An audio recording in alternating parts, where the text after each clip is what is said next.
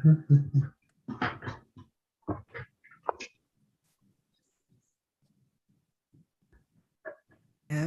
and we are live. Okay, we're ready to go then. All right, welcome everyone. This evening is our monthly meeting of the Board of Adjustment. While we are having to change how we operate, we are still committed to a transparent process and encouragement of public comment during our meetings.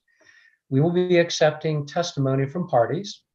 If you wish to testify on any particular petition before us this evening, please use the raise hand feature.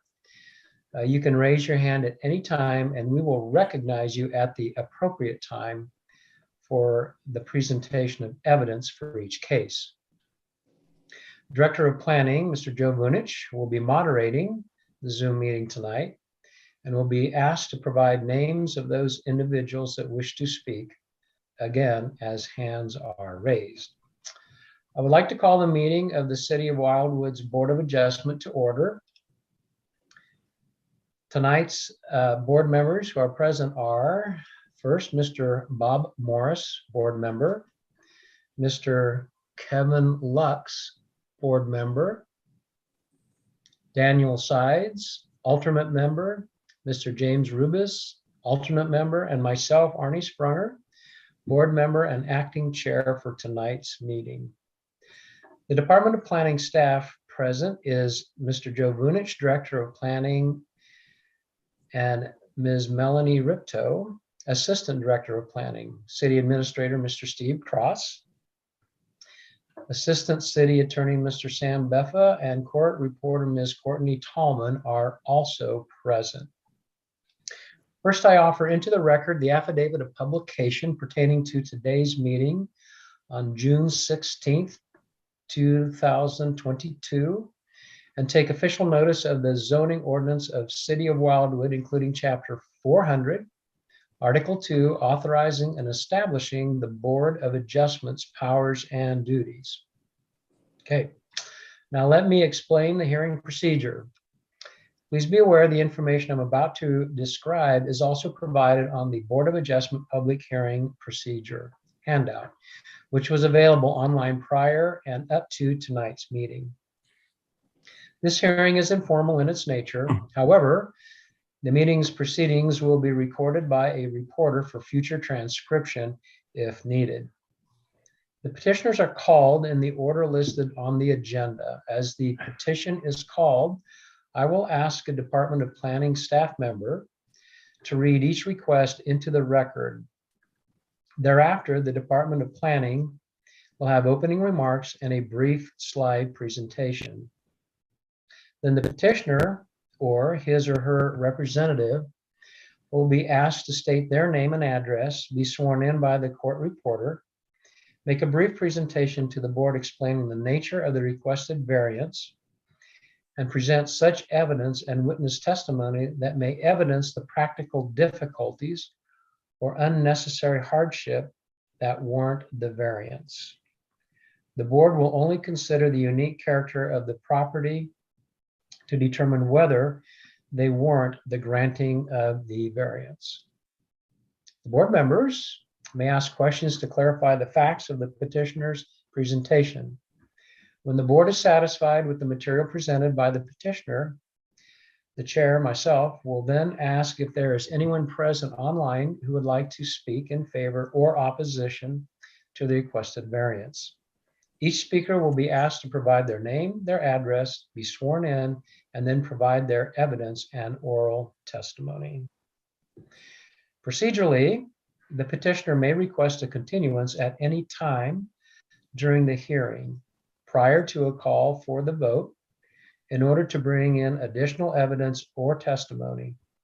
The board may also continue the proceedings. After the submission of testimony and evidence from all interested parties, the board will ask a staff person to provide the Department of Planning's report on this matter, if requested by any member of the board, the petitioner, or any individual that is participating online. Once all witnesses have been heard, I will call for a motion to grant or deny, or grant with or without conditions, when the board, and then the board will vote. At that time, the presentation of evidence relating to the petition is concluded and no further evidence will be permitted. The board may make a decision today. 4 members of the board must vote in favor of the variance for it to be approved. If a variance is approved, the petitioner has 6 months to obtain the necessary permits or establish the use, or it will expire.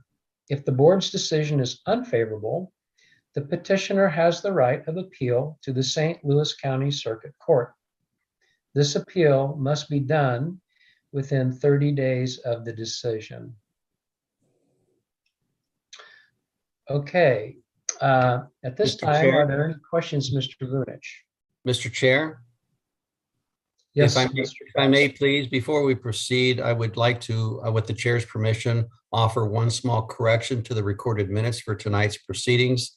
And that is that Mr. John Young, city attorney, is in attendance as opposed to Mr. Sam Beffa. I just wanted the minutes to properly record that, please. Okay, thank you, Mr. Cross, for that clarification. Good. Okay. With that clarification in place now, Mr. Vunich, are there any other questions that you're aware of at this time? Thank you, Mr. Chair. To the attendees, if you have any questions regarding any of the information the chair just read into tonight's record, if you would kindly use the raise hand feature, I will promote you and you can ask your question regarding the procedural components of tonight's hearing. All right, very good. Thank you, Mr. Vunich, for that. And at this time, I think we are ready to hear the first request. And if you would please read that into the record, that would be great. Certainly, Mr. Chair.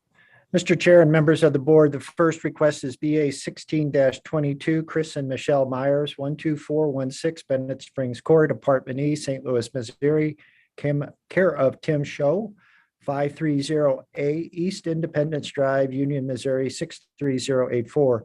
A request for an exception to the natural resource protection standards and procedures for the purpose of constructing a new single-family dwelling upon the property located at 16515 Meadowhawk Drive, locator number 25V 330141, the Estates at LaSalle Subdivision, Lot 2, which would thereby authorize relocation of the natural resource protection line, as well as its associated 25-foot foundation setback to accommodate the placement of the proposed residence into an area currently protected from any disturbance. This request is contrary to the requirements of Chapter 400.200, Natural Resource Protection Standards and Procedures of the Subdivision and Development Regulations of the City of Wildwood Municipal Code as applied to properties located in the NU Non-Urban Resident District and Chapter 415.090 NU Non-Urban Resident District Regulations of the City of Wildwood Zoning Ordinance. This particular property is located in Ward 6. And Mr. Chair, as was mentioned, the petitioners have withdrawn the request via email. And tonight, the department is respectfully requesting a motion, second, and voice vote to remove the item from the agenda. Okay, thank you, Mr. Vunich. With that information before us, I would like to request a motion to remove this from the agenda. I'll make that motion. Okay, Mr. Rubus made the motion. Do I have a second? I'll second it. Okay, thank you for that second. And let's just do a voice vote. All in favor of removing, say aye. Aye. Aye. Aye. Okay, that is concluded. That particular request has been removed from the agenda and from any further action. Thank you, Mr. Chair, members of the board. Okay, I think at this point, Mr. Vunich, if you would like to read in the second request, we're ready for that. Certainly, Mr. Chair. Mr. Chair and members of the board, the second request is BA 18-22 Diane Meckler, 16917 Manchester Road, Wildwood, Missouri 63040, care of Adam Shumstein, 1365 Nickel Court, Baldwin, Missouri 63011. A request for an exception to the supplementary sign regulations for the purpose of permitting a living sign to be located in or near the public right-of-way area. Excuse me. That is situated at the front of the business located at 16917 Manchester Road, St. Louis County locator number. Excuse me. 24V 540163 near Acre subdivision, which is zone CA Can Commercial District. Approval of this request would thereby authorize a temporary animated sign, a human inside a dog costume. Sorry. To be placed off-site in or near the public right-of-way area for a period of time not to exceed 5 months. This request is contrary to the requirements of Chapter 415.420 sign regulations for all C&M districts of the City of Wildwood zoning ordinance. This particular property is located in Ward 8. Mr. Chair, Ms. Ripito has a slide presentation at this time, if it's okay to proceed. Thank you. Absolutely. Thank you. Please proceed, Ms. Ripito. And we'll need you to be unmuted. That would be helpful. Thank you, Mr. Chair. Members of the board, as Mr. Vunich introduced into record, this site is located at 16917 Manchester Road. As you can see from the overview, it is located in the central eastern portion of the City of Wildwood. It is located on Old Manchester Road. You can see it highlighted here. The surrounding areas are pretty densely populated town center. This property, as you can see from the slope, from the topographic lines, it has a little bit of a slope, but is relatively flat. It fronts on Manchester Road to the south. The applicant provided these plans that show an image of the sign that they're proposing, as well as the location, the approximate location as to where the animated sign would be located.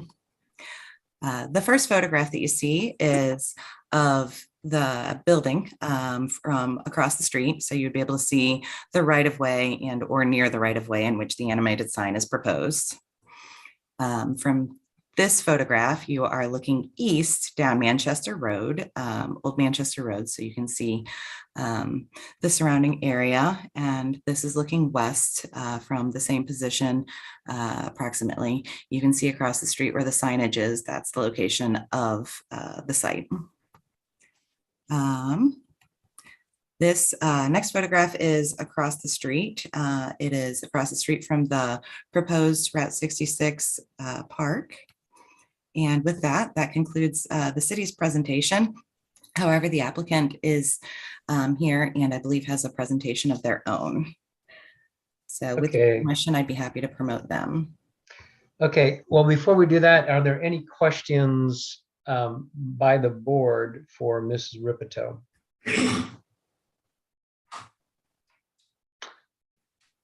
Mr. Rubis, I see a hand. Yes, sir.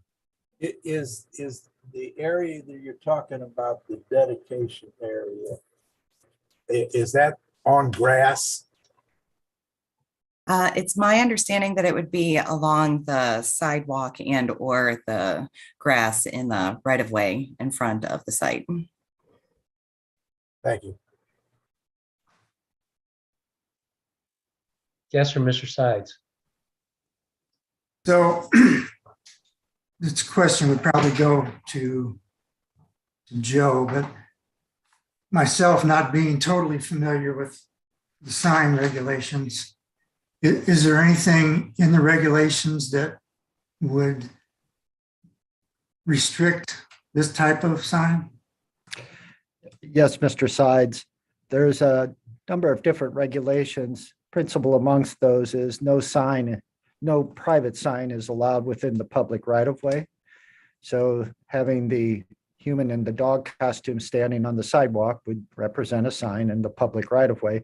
And then secondly, we have a general requirement under our supplementary regulations that basically says any type of sign that moves, has a contrivance or mechanical or something akin to that that draws attention versus a static sign is prohibited. Okay. Any other questions from the board? Okay, if not, at this time, I think we are ready to hear from the petitioner. Hi, my name is Adam Shomstein. This is Diana Meckler. And then I think you said we're supposed to say our address. Is that correct? So 1365 Nike Court, Baldwin, Missouri, 63011. And we do have Just a second. And yeah, and your relationship to the property is? Oh, this is Who's my the co-owner. Yeah, this is my wife. Okay, and so you're the co-owners of the business. Yes. Okay, and now we're going to need for you to be sworn in by the court reporter, and then you'll be free to give your Oh, presentation. okay, absolutely. All right, Courtney? Please raise your right hand. Do you solemnly swear that the testimony you're about to give in this cause will be the truth, the whole truth, and nothing but the truth? I do. Yes. Thank you. All right, let's go. Okay, and so we do have a presentation for you. And so I just have to share the screen. Share that. All right, and then I'm going to share the presentation. Share. Yep. I'm going to share that. All right, and slideshow. We're going to do the slideshow, yeah. Mhm. All right, and okay, so first off, I'd like to thank you guys for hearing our case today. And so just as Joe said, and I do know some of you guys, so hi, Joe, and hi, Steve. So we opened in March, and we had excellent success using live advertising. And so what we did was I actually dressed up in a dog costume, which we've shown here. And then along this, the 5-foot dedication strip right here, just actually in the areas marked in yellow, I pretty much just waved to oncoming cars. And so here it is from the front view as well. So this is really the area I stayed. I actually stayed off of the sidewalk. Truthfully, I really just stayed mostly on the grass. And so no interference with bicyclists or anybody trying to walk. And so when we had the first 3 weeks we opened in March, when we had the live advertising, we had an amazing opening. We started off the weekend with over 60 sales the first weekend. We had over 70 sales the second weekend. And then we still had over 60 sales the third weekend. So this side is the left side of the chart is live advertising. We did, as you can see, so everything to the right of it is when we did not have the live advertising. We did have one weekend where we had over 60 sales, but that was June 3rd when we had our ribbon cutting ceremony. And so there was, associated advertising and stuff with that from the Chamber of Commerce, and which was helpful. So since we've lost the live advertising, we've not had more than 35 sales in a weekend, except for the ribbon cutting ceremony. We did, when we had the live advertising, we had a lot of people, come in for the first time. And then once we lost it, we kind of were getting the repeat customers, but we lost pretty much all the new customers that would come in and become repeat customers. Just because we're only 600 square feet, we're new to Wildwood, and we're really just trying to get our name out there. And so once people discover us, they tend to come back, but getting our name out there has been really the toughest part. And one of the big things was that everyone that came in mentioned the dog. So we knew that it was effective because the only reason that they knew who we were is because the dog intrigued them. And we had a lot of cars even turned around just to park and see what we were. So our unique hardship. So we bought the building about 2 years ago in terrible shape. And so it was plagued by unpermitted work. So electrical and plumbing, which had to be redone, water damage, mildew. And so we hired an architect, mechanical engineer, and civil engineer, and then we got to work. And so we went to lots of city council meetings and got approval for the retail area. And so we worked and we knocked down walls, and then we worked some more. And then we installed a ramp, so that way we can make it ADA compliant. And so, and we think that, even though it's still, was once a house, and that's kind of obvious, it still, we think looks a lot nicer and has contributed to, making Wildwood a little bit more of a pretty place. And so, and then, we went and then we built furniture, and then we built more furniture. And then we learned to bake dog cookies. And so some of them were too sticky, some were too ugly, but with a lot of reading about baking and a lot of experimentation on our dogs and neighbors' dogs, we finally got it just right. And I think now we offer a really nice selection of dog cookies. And so, and then we got the best dog treats from the USA and Canada, and we put them in our store. And we've had we've had a very positive reception from people that that know about us. And so with little money to spare, we needed some more inventory. And so we began to sew.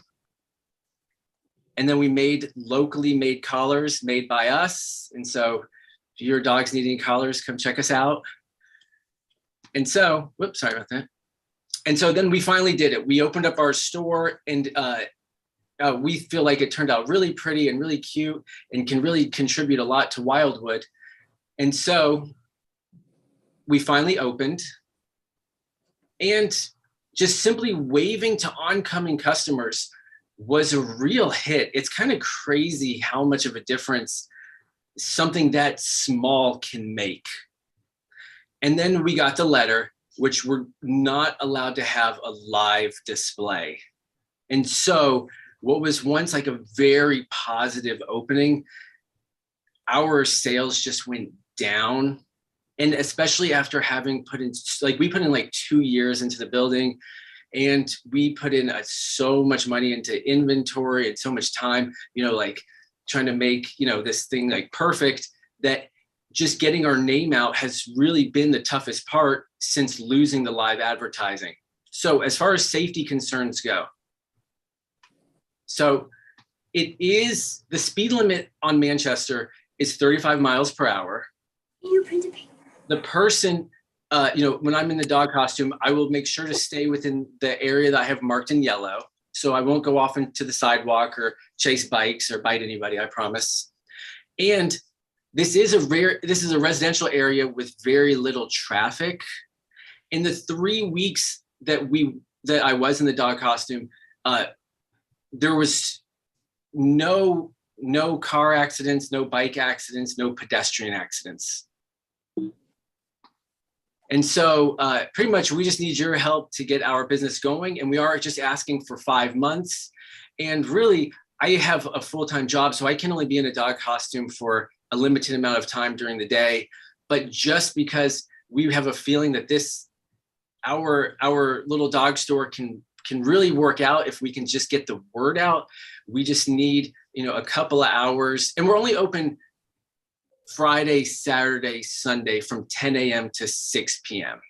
So we're not even open during the weekday. So we don't even want to do live advertising any other day of the week. So just those 3 days, and maybe just for a couple hours, and the heat's been so bad lately, maybe even just for a couple of minutes, because I'm not exaggerating when I say we had people come in 3 weeks after the dog saying they wanted to stop by because they saw the dog 3 weeks earlier. And so thank you for your understanding. And do you have any questions? Well, thank you for your presentation. Clearly, you have a passion for what you are doing. We certainly applaud that. And I also commend you for wanting to wear a dog costume in the weather we've been having here lately. Holy cow, that really is something. Okay, but That all aside, are there any questions that the board has for our petitioners?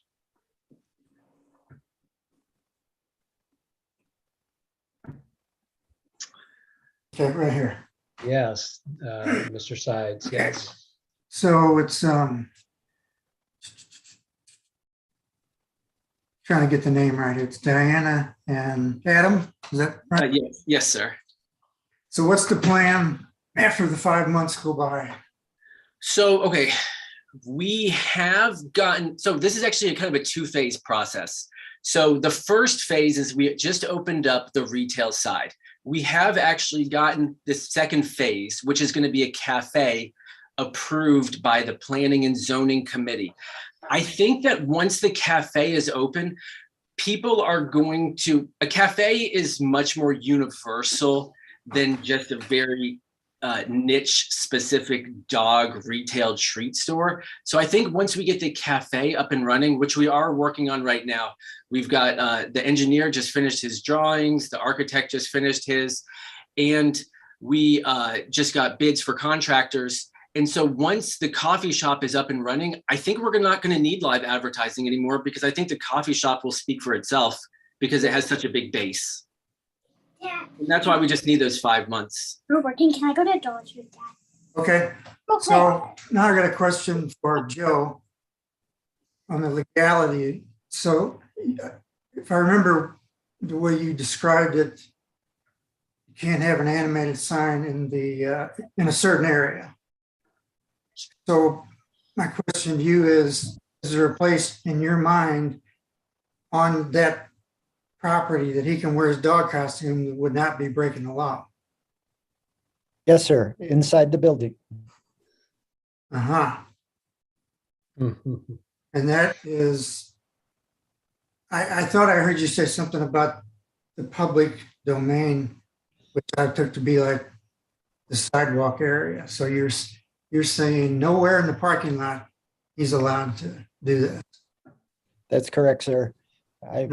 When you asked the first question, Mr. Sides, I said first that any sign in the public right of way is prohibited.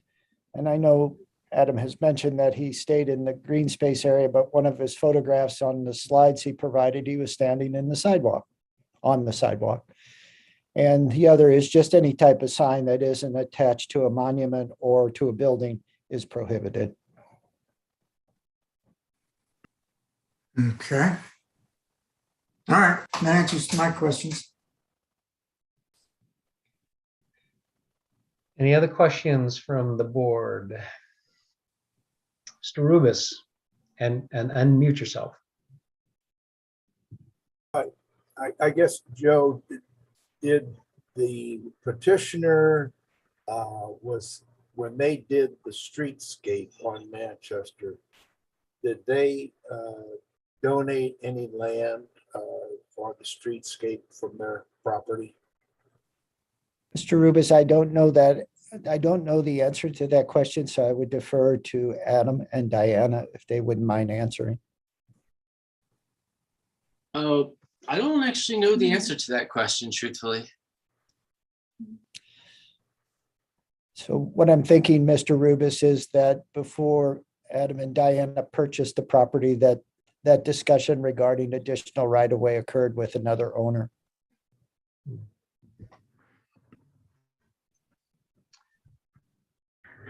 So I have a question or two, if I may ask. You know, whenever you put a business plan together to start a business, you know, you have, as a component of that, your marketing strategy. Were you thinking you were going to do a live advertising initiative as part of your startup marketing? Yeah, we had planned for the live advertising, and then Facebook, Instagram, Nextdoor. and Nextdoor were kind of our initial thoughts. Just because we were trying to keep the advertising cost to a minimum. We can, Sure. Once we get the cafe up and running, then we'll have something that maybe we can, think about maybe more like Pandora type ads, or like at least looking at maybe even a radio ad. But at this time, our shop is so small. It's only 600 square feet. And we've already put in so much time and money into it. We just have to keep this to a minimum. And what we're really trying to do too is partially by getting people in, at least generate some sort of revenue to help kind of take us to the next step. And I think that we can be a real asset to Wildwood because truthfully, we're not going to give up. We'll go bankrupt before we give up, but we're hoping that doesn't happen. Yeah, I hear that. I get that. Yeah. Yeah. No, we wouldn't want you to go bankrupt either. Oh dear. Well, so, I think probably the primary, okay, first of all, you said it was very, very effective. I mean, people came in and they said, I saw that dog, and it was really working for you. And so when we just stop and think about, well, what makes it work? What's going on with that? Well, there's motion going on. There's this weird looking thing, a dog out there waving its paw and all that good stuff. And what's happening there is the person who's driving their vehicle is looking at it, right? It's drawing their attention. And I think that's probably the crux of the concern, at least on my part. I don't know about the other members, but if I'm driving along and I see this wonky looking dog out there, waving its paws and all that stuff, and I look at it a little too long, it kind of reminds me of the advert. I don't know if it's a Geico advertisement, but or I don't know. It's this guy who always tries to distract the driver. The driver then, bam, accidentally runs into a garbage truck or hits a mailbox or something, and the guy walks away, laughing about the mayhem he caused. Okay, it's a cute commercial, but the point is, there's just a simply risk associated with drawing the attention of a motor vehicle away from driving on the road. And I know that the speed limit is slow.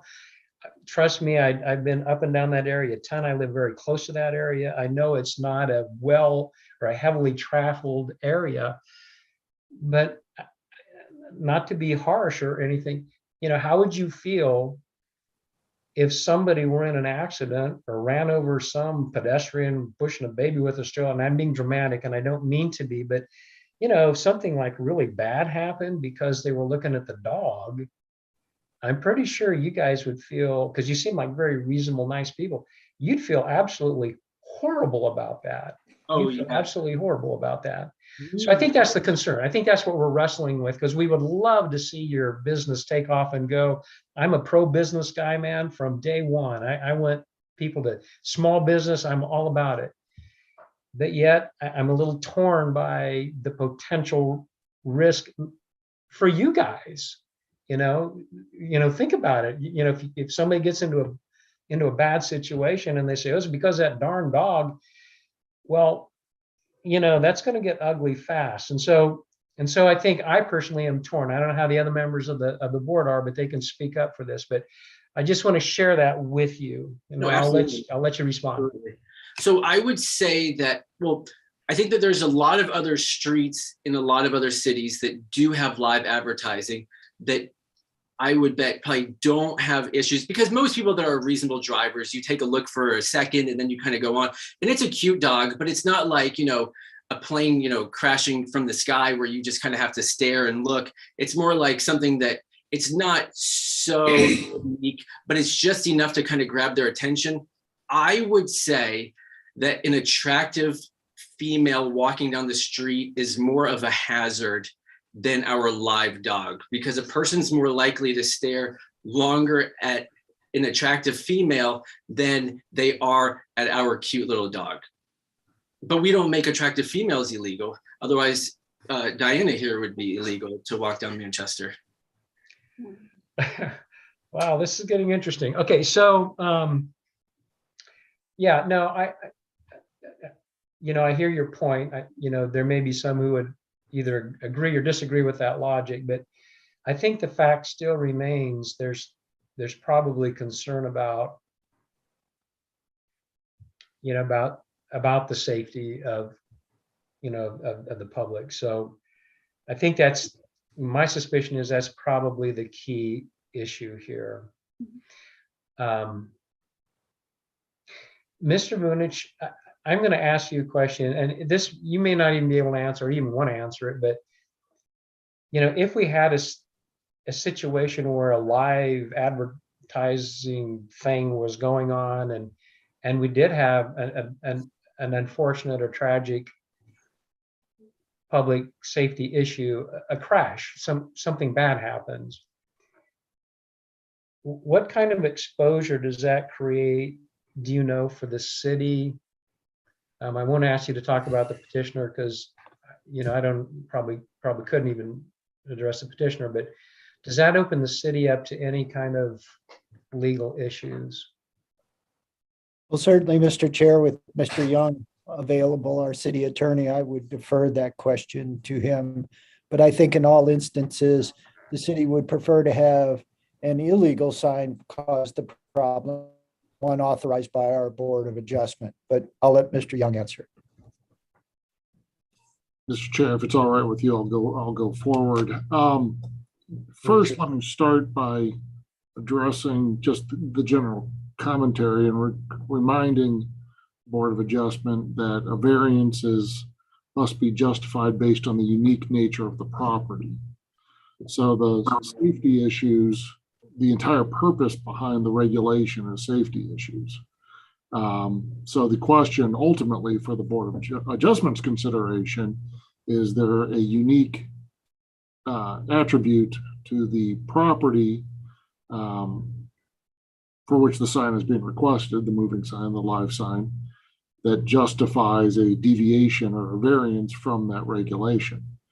But to your ultimate question of what is the city's potential liability, I would say that it's minimal, but not none. I mean, obviously, it just depends on the facts of the circumstance. So it's difficult to answer that question because every potential piece of liability and cause of action against the city must be analyzed on the facts presented. Sure. Okay, thank you for that. Maybe we should just ask the question, perhaps for the city, for the department, are there any sightline unique characteristics to this property that do not allow a normal traveler, walking person to not see the business because it's like hidden by a hill or down in a ravine or whatever? Is it very visible for travelers? That I think is part of the problem, is that it is so far set back, and it does go down the slope of a hill. So that I think is part of the problem, is that we're not directly because we have a parking lot that separates us from the road. We have probably another 20, 25 feet of offset from there, where you have grass and you have the sidewalk. So it's really hard to even pay attention to the fact that there's a building there. And then the sign that we're allowed to have can only be 24 by 30 inches. And it's hard for drivers to see. So there's not as much foot traffic there as there are drivers, and drivers cannot see the sign, cannot read it when they pass by, and they don't realize that there's a building there. And it looks like a house. That's because it used to be a house, and that's what it originally was. And we've tried to make every effort to make it not look like a house. We put paw prints on it. We painted the trim orange, but it's still, a lot of people still, I think, overlook it.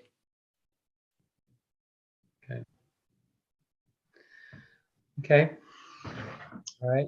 Thank you for that. Mr. Vunich, would you like to also chime in on sight distance kinds of things?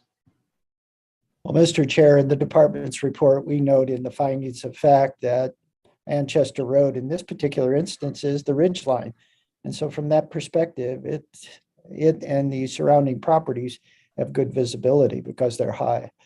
In terms of the signage, the petitioners have the right to an arm and post sign, which they've installed. They also have the right to a wall sign.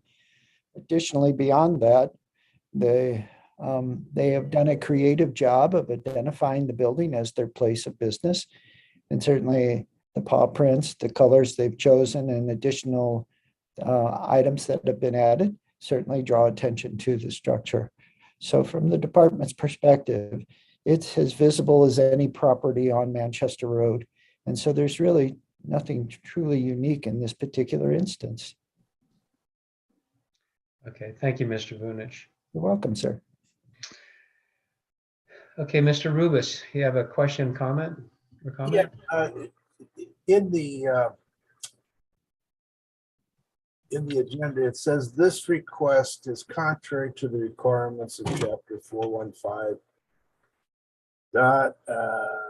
420 sign regulations for all C and M districts in the city of Wildwood.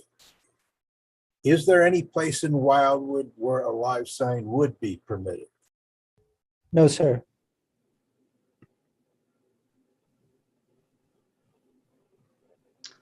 So Okay, I guess the other question I have is the Board of Adjustment the correct vehicle to ameliorate this?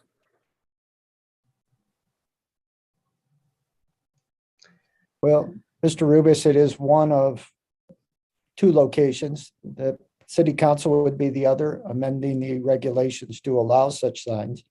Or in this instance, we just updated our sign regulations within the last couple of years. So from that perspective, the board was the other alternative that the department could offer. So they could petition the city council for permission for a 5-month waiver. Well, Mr. Rubis, what they would be doing is asking the city council to consider changing the underlying regulations. That would then go to the Planning and Zoning Commission. The Planning and Zoning Commission would process the request through a public hearing and discussion, and then back to city council ultimately for action. So that's a process. It takes time. It's certainly not going to be within the next 5 months. The process takes longer than that typically. thank you, Mr. Vunich. Dan, I thought I saw your hand there Yeah, earlier. okay, so had no idea this case would go this long, but now that I'm sitting here thinking about it, it's really getting interesting to me. I'm definitely pro-business. I've been in business all my life, and I'm an idea person. So I'm going to ask a question here as a devil's advocate, as just somebody who is going to ask questions. So it's probably for Joe. So it's the animation that's the problem, it seems to me, right? Is that correct? In other words, if he put up a 10 by 10 portable tent in his parking lot and sat there in a chair in his dog costume and signed up whatever, handed out free cookie samples or whatever, and wasn't waving at the people, is that a different scenario? Or is it just him out there standing there waving his dog hands that's the problem? Well, again, I'm going to draw on Mr. Young's experience, but there's nothing in our zoning ordinance that prohibits an individual from getting into a costume and sitting on a parking lot. John, do you know of anything? Yeah, I would say the primary issue here is the use of the city right-of-way for commercial signage purposes. That's the primary issue. It's not only the obstruction issue, the site distance issues, and the distraction issues, and not particularly to this particular applicant, but that's the rationale behind the regulation. So the issue is, and just to remind the Board of Adjustment, the question was raised, does what they're proposing violate the code? Well, yes, it does. That's why it's before the Board of Adjustment. Everything that comes before the Board of Adjustment is something that is inconsistent with or would be in violation of the code. And it's the Board of Adjustment's duty then to review it and see if that round peg actually could fit in that square hole. based upon the unique nature of the property to warrant the variance. So, but the rationale behind the regulation and the reason that a variance is required isn't necessarily, not necessarily the motion. It's more the use of the right of way. Okay, So the parking lot all the way up to his building is public right of way? No, sir. so For the where does most- the right of way end, Joe? The back edge or the back edge of the sidewalk generally. Okay, okay, so that's where the right of way ends, and that's the main concern for Mr. Young, is to keep this type of advertising out of the right of way. Well, certainly that's a principal issue, but just from the department's perspective, there is ample signage available to this property. And so from that perspective, the city was careful in how it crafted its sign regulations so that we ultimately give ample signage for a business to promote themselves, but not create a safety hazard, regardless of where the location is, by having hot air balloons, other types of contrivances, movements on signs, whether live or not, static. So quite frankly, the department would be concerned if the board granted this variance based upon its findings of fact. I would mention one more thing, that the proof is definitely in the numbers. That we were able, our very first weekend where people didn't even know we existed, we had over 60 sales.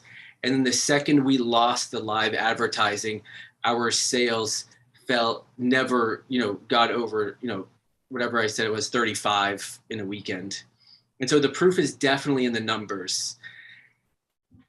So just as a response to you, Adam, or Mr. Is it Schaumstein? Yes, sir. Yeah. Okay. I personally have absolutely no doubt that it's effective. That, no doubt at all. Anytime you can draw attention to people who are driving by, you stand a better chance of maybe getting them to your location. Yeah, there's just, yeah. I don't think anyone even debates whether or not it's effective for you. I mean, I think we all get that. And frankly, I think we all want you to be able to be successful. Again, I think what's kind of tugging at us here is this whole business of public safety. That, again, for me, that's the big deal. Now, the other members, I don't know, but it's just pretty hard to get around that. Now, Mr. Sides brings up a very interesting point. If you sat there in a chair on your parking lot and you didn't move, or you just moved your paw to wipe the sweat off your face or whatever. I mean, we're into kind of some very interesting. Yeah, which I am willing to do. I would just need to know where along the parking lot I am allowed to sit and what gestures I am allowed to make. So that is absolutely an option that I'm willing to consider, but I would just need to know like very specifics so that way I stay within because I'll follow your guys' rules happily. Mr. Chair, I would encourage you not to offer options. The board's being asked to consider a live sign that is not authorized by the city's code. Okay. Please, I would encourage you not to begin offering options. Okay. Okay, are there any other questions or comments from the board members? Mr. Sides? Yeah, just a comment. To me, it's not a safety issue. If anybody cares, in my opinion. And I'm going to give you an example of a business that's right down the street from this, which their Larry's Tavern. Their patrons actually make their animated sign for them. When you drive by Larry's Tavern, there's a parking lot full of motorcycles out there, which has happens many times. That attracts attention. Now, so that's why I don't think that it's a big deal as far as safety. Hasn't been a problem with Larry's Tavern. And in fact, you want to go up the road the other way, when the vet used to be there, just animals being taken from their car to the in and out across the parking lot, that attracts attention. So I think probably if Matt could just get a little creative, and he'll come up with his own idea after, and as long as he's in the parking lot, I mean, I don't see, I think you can get a little creative and fix this, is what I'm trying to say. Okay. And we don't even have to deal with it. Okay.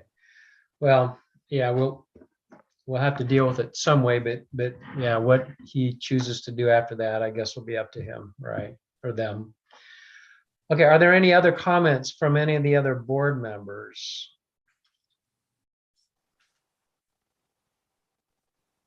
No?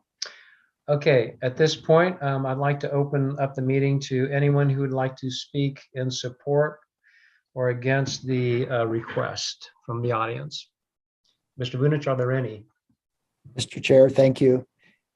Of the attendees at tonight's meeting, if you'd like to speak on this particular matter, if you would use the raise hand feature, the department would be glad to promote you, and then you could be sworn in and provide testimony. I see none, sir. Thank you. All right, thank you. Would any of the members, the board members, like an oral report from the board? I mean, from the city, I'm sorry. Okay, not hearing that request.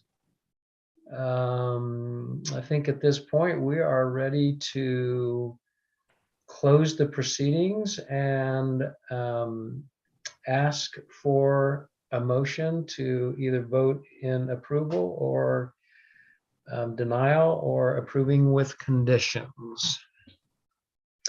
Do I have a motion for any of those?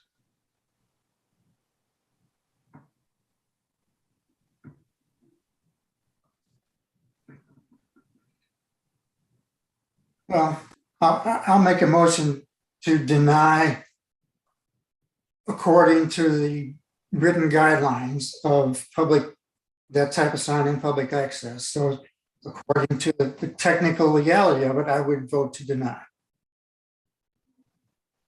Okay, thank you, Mr. Sides. Do we have a second? Mr. Rubus, I see your hand up. And if you take your mute off, then we can actually hear you. There you go. Yes, I will second that motion. Okay, and so we have a motion to deny the petitioner's request as submitted. We have a second on that. It's time for a vote. Okay, Mr. Morris, how do you vote? I vote to deny. Mr. Sides, how do you vote? To deny. Mr. Rubus, how do you vote? Deny. And Mr. Lux, are you here? Yeah, I'm here as well. I'll also vote. Okay. And I will also vote to deny the request as submitted. I'm so sorry, but I'm sure there will be some good answers for you. No, that's okay. But I just want to thank you guys for all of your time. And we really just appreciate being a part of Wildwood, because we really love Wildwood. And so, no, we just appreciate, and we appreciate how seriously you guys take Wildwood, because that's why it's so pretty. So we appreciate everything. So thank you.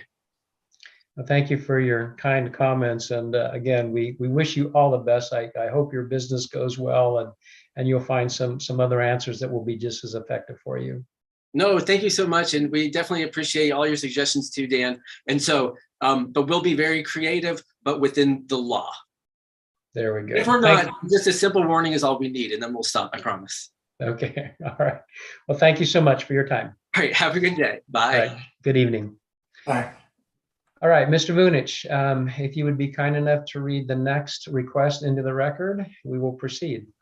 Certainly, Mr. Chair, thank you. Mr. Chair and members of the board, the next item is BA 19-22, Robert Stone, 17026 Manchester Road, Wildwood, Missouri 63040. A request for an exception to the minimum yard requirements general for the purpose of constructing an in-ground pool on a 1/3 parenthetical 0.33 acre lot in the R3 10,000 square foot resident district, while also being designated neighborhood edge district of the town center regulating plan. The property is located at 17026 Manchester Road, St. Louis County, locator number 24V510971, Old Town Park Subdivision, Lot 1. Approval of this request would thereby authorize a rear yard setback distance of 10 feet in lieu of the 30-foot standard as measured from the concrete decking. This request is contrary to the requirements of Chapter 415.140 R3 10,000 square foot resident district regulations of the City of Wildwood zoning ordinance. This property is located in Ward 8. Mr. Chair, members of the board, Ms. Ripto has a brief slide presentation that she can begin at this time with the chair's permission. Absolutely. Please proceed. Thank you. Thank you, Mr. Chair. Mr. Chair and members of the board, as Mr. Vunich stated, this property is located at 17026 Manchester Road. Let me get my apologies. Okay, there we are. As you can see in the overview of the overview map, it's actually located relatively close to our previous case in the central/eastern section of the city of Manchester, also in town center. This is located, or this is actually in the neighborhood edge district of the city and R3 zoning. As you can see from the overview, it is surrounded by mostly smaller lots and more densely populated area. When you zoom into the lot, you can see it's a corner lot located at the corner of Center and Manchester Road. There's a very small slope from the eastern part of the lot towards the west. The site plan that we have provided here by the applicant shows the approximate location of the pool. They have it shown at a 15-foot setback, but that's actually the water's edge. So the variance required with the 5 feet of concrete surround would be a 10-foot in lieu of the 30-foot required setback line. The pool is located more towards the rear of the property, and there's a low retaining wall behind the proposed pool location. As I will note later when we're showing pictures, the driveway location appears to be incorrect as demonstrated from a site visit that the department conducted. This is the front of the home. It fronts on Center Avenue. This is looking at it from the road. And this is the rear of the home. And as you see, it has a rear entry garage and a pretty extensive driveway that isn't accurately depicted on the site plan that was provided. Over in this grassy area is where the proposed pool would be. This is closer up of the yard where the pool would be and the patio and rear of the home. In this photograph, you can see the low retaining wall towards the rear of the property. I believe this retaining wall is approximately 4 or 5 feet off of the property line, and the driveway goes to about that line. This photograph here is the rear of the lot from East Avenue, looking over so that you can see the visibility from the lot next door. This is a view of the street looking north from Center toward Old Manchester Road. And this is looking south down Center. This is looking west down Manchester. And this would be looking east. And this is the home located across the street, across Manchester Road from the site. With that, that concludes the city's presentation, but we're available for questions, and the applicant is here to give a brief overview of the project and description of the variance. Thank you. Thank you, Ms. Ripto. Before we hear from our petitioner, are there any questions that the board has for the city at this point? Mr. Chair, if I may. You can tell I'm getting old, but I forgot to do something before the last case, and I need to do it for this case. I'd like to Okay. introduce into the record the following items. Chapter 400, Article 2 of the City of Wildwood Municipal Code, the Board of Adjustment. Chapter 415 of the same City of Wildwood Municipal Code, the zoning ordinance. A file that has been developed and maintained by the Department of Planning relative to this request, and all contents contained therein, including the recommendation report. And then finally, any testimony, exhibits, plats, maps, or other items that are offered as testimony tonight. And my apologies. Thank you. Thank you for catching that. Now that we have our I's dotted and our T's crossed, are there any questions for the city before we hear from the petitioner? Okay, I don't see any questions. So yes, let's have the petitioner come forward and present. Mr. Chair, can you hear me? Can hear you just fine. Oh, well, thank you. My name is Mike Whalen. My address is 640 Thorntree Lane, Eureka, Missouri, 63025. Not for too long, hopefully. I'm planning on building my personal residence on the property adjacent to the subject. Whalen Custom Homes would be the contractor installing the swimming pool Hey, Mike, I'm sorry, I'm gonna interrupt you because we'll need to have you sworn in by the court reporter. Yes, sir, Mr. Chair. Okay. Courtney?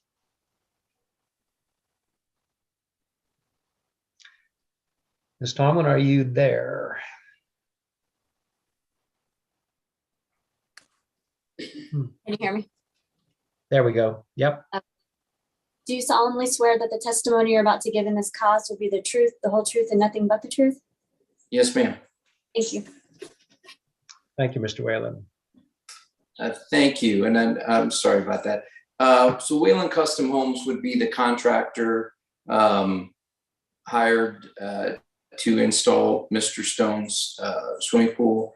Mr. Stone is a business associate, contractor himself, and a friend of mine. I was the developer, as some of you may know, of Old Town Park and the properties all adjacent to this. The unique characteristics of Mr. Stone's lot is, well, number one, I'd like to thank the department for their report and their recommendation. We felt that it absolutely accurately characterized Mr. Stone's situation. His house is the only home that has a rear entry garage.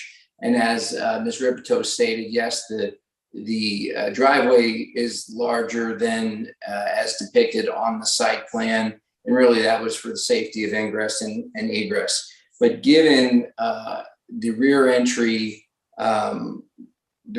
side of the rear entry garage, Mr. Stone has a bit of a compressed rear yard, and he has a young child. And as Ms. Ripito indicated, there is a slope from the adjacent property, which I own. We thought that the pool, the safest and most logical location for the pool would be up against the further towards 17014 Manchester Road, which is the property directly to the east. Thus, the request for the variance in the rear yard setback. As noted in staff's report, the distance between the proposed structure and the home that is proposed on 17014 Manchester Road will be over 70 feet. So it is a variance to the code, but for all intents and purposes and practicality, it's considerably further away from the adjacent or the structure to the rear than it would be if the lots were back to back. I know that the Lovelands, who are the neighbors directly to the south wrote a letter in support of the project. I, being the property owner directly behind Mr. Stone's house, are obviously in support of the project.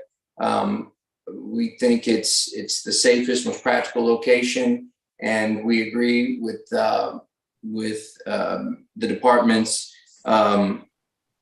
requirement of a stormwater management facility being located on the property. That's a pretty flat area up there, and having built most of those homes, we've installed a couple of those systems already to try to mitigate stormwater issues, and that was subsequent to us constructing the home. So we respectfully ask for your consideration of this request, and I am available to answer any questions for you.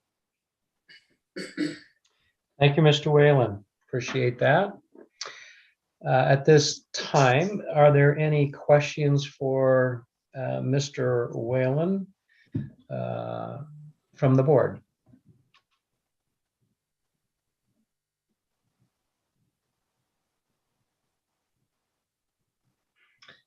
Okay, I don't really see any questions. I will ask a question. Mikey or Mr. Whalen, you had mentioned that you have installed stormwater mitigation systems or whatever. I don't know exactly what you call them. Are you suggesting that you would do that for this property as well? Yes, sir, Mr. Chair. It was probably the best term for that is a dry well. Yes, and that was recommended by the Department of Planning, and we completely agree. In fact, Mr. Stone was considering installing one irrespective of this proposal. So it would definitely be part of it. I mean, depending on where you're at and what municipality, a lot of municipalities where houses, especially in redevelopment zones, where houses are stacked right on top of each other, the objective is a zero runoff sort of stormwater management system. So typically we dig like a 4x8 trench, and we fill it with clean fill, run the downspouts to it, and it's with some pop-up emitters, and it just really does a great job of mitigating or just slowing down the velocity of the runoff of stormwater. So we see it more often in smaller lots, Kirkwood, Webster Groves, 50 foot wide lots and so on and so forth, lots in the city. But this area is so flat and the soil is so porous up there that installing some sort of stormwater management facility prepared by an engineer would definitely be part of our plan when we come in and apply for the permit, sir. Thank you. And so then I'm going to kind of bring this back to the department. Mr. Vunich, in your recommendation, you do talk about your recommendation pending additional information that may be provided during the public hearing. Specifically, what were you thinking about there, Mr. Vunich? Mr. Chair, Ms. Ripito can answer that question for the department. Thank you. Perfect. Ms. Ripito. Thank you, Mr. Chair. That was just included should something, negative come out or positive come out in pending the public hearing. Having all of the information is important. This was based upon the information that was provided. And the department did find with the information provided that despite the smaller lot size, given the proximity of the neighboring home and the larger lot next door, and the requirement for the rear entry garage and limited space on the lot with a swale that goes through the center of the rear yard, that the department would be supportive of the variance provided that on-site stormwater detention was provided, given the additional paving on the property, and that an accurate site plan was provided that showed the improvements as they exist in addition to the swimming pool. Thank you. Okay. Okay, forgive me. There was a lot there. My Yeah. apologies. No, please don't apologize. So the department would be supportive of the request if there was a stormwater management, or I think you said stormwater detention system Correct. that were installed and part of the site plan. Correct. As just discussed by Mr. Whalen, and they're willing to install stormwater management on site. Okay, So- that was the primary concern of the department. Is that what I'm hearing you say? Yeah. That's correct. There's a lot Got of pavement, and we would Yeah. like to see the stormwater primarily kept on site. Perfect. Okay, thank you for that clarification. Thank you. Mr. Rubus, I see your hand. I just need a couple questions. One for clarification. What we're really dealing with here is a request for a smaller setback at the rear of the yard. Is that correct? It's 30 feet and the petitioner is asking for a 10-foot, so that's a variance of 20 feet. That is correct, sir. Okay. In light of this information about the willingness to install the stormwater, which brings a new light to this, would it be better for us to kind of postpone this until such time as the stormwater mitigation was installed, or at least on the site plan that we could approve? Ms. Ripito, yes. Thank you, Mr. Chair. From the department's perspective, that can be handled as part of the zoning authorization that happens. The variance just pertains to the setback lines, but this would, from the department's perspective, should be conditioned upon that being provided at the time of providing the zoning authorization for the pool. So to, Your answer to Arnie's question is that the department would be in a favorable recommendation if the stormwater was to be installed.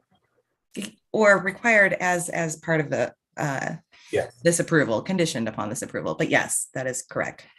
So would a recommendation from us or a motion from us to say that we would grant the variance with the condition that the stormwater is on the plot plan or the site plan, that is one of the possibilities? Correct. That way there would not be any need to delay this any further than necessary. and of course, that stormwater management or stormwater detention system would be reviewed and approved by the city. That is correct. It would be part of the Right, zoning sure. authorization process. Right, exactly. Okay. Any other questions or comments for either the city or the petitioner? Yeah. Mr. Sides, yes. I'm looking at the site plan. I don't know why I'm having such a hard time, but I can't, house on the site plan, is that the existing house or the one that's proposed? Pardon? It's the house that's shown on the site plan? Is that the existing house at 17? That is the existing house. I believe the site plan was just from when it was constructed. That was submitted as part of the plans when the house was constructed. It was constructed in 2019, so it's a pretty recent site plan. Okay.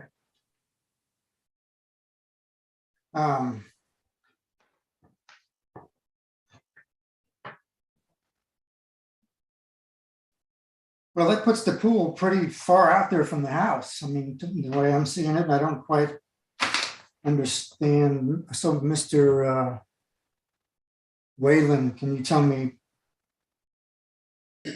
first of all, you're arguing for this setback of the guy that owns 17026, correct? Yes, sir. I will be constructing the pool. Uh-huh.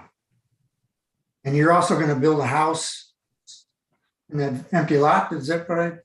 For myself, yes, sir. I've been working on that for about 3 years. Okay, so why does the pool need to be that far out, I guess is my question. Well, there's a couple reasons. Mr. Stone has he has a 2-year-old son and he has a baby on the way. So they wanted to push. They really don't have a huge backyard given the rear entry garage and the parking. Given that it's a corner lot, that's one issue. The other issue is if you look at the elevation, there's sort of a shelf. And so putting the pool up on the shelf near to the lot that I'm going to be building on gives them a backyard for their family, a place where they could fence off an area for their children to play. And then the pool will be further away from the house, and it's an added safety factor, sir. I don't get where the safety factor is. Well, if you push the pool further away from your house and then you could fence in some green space for the kids to play, they can sit in their dining room and watch their kids play in their backyard.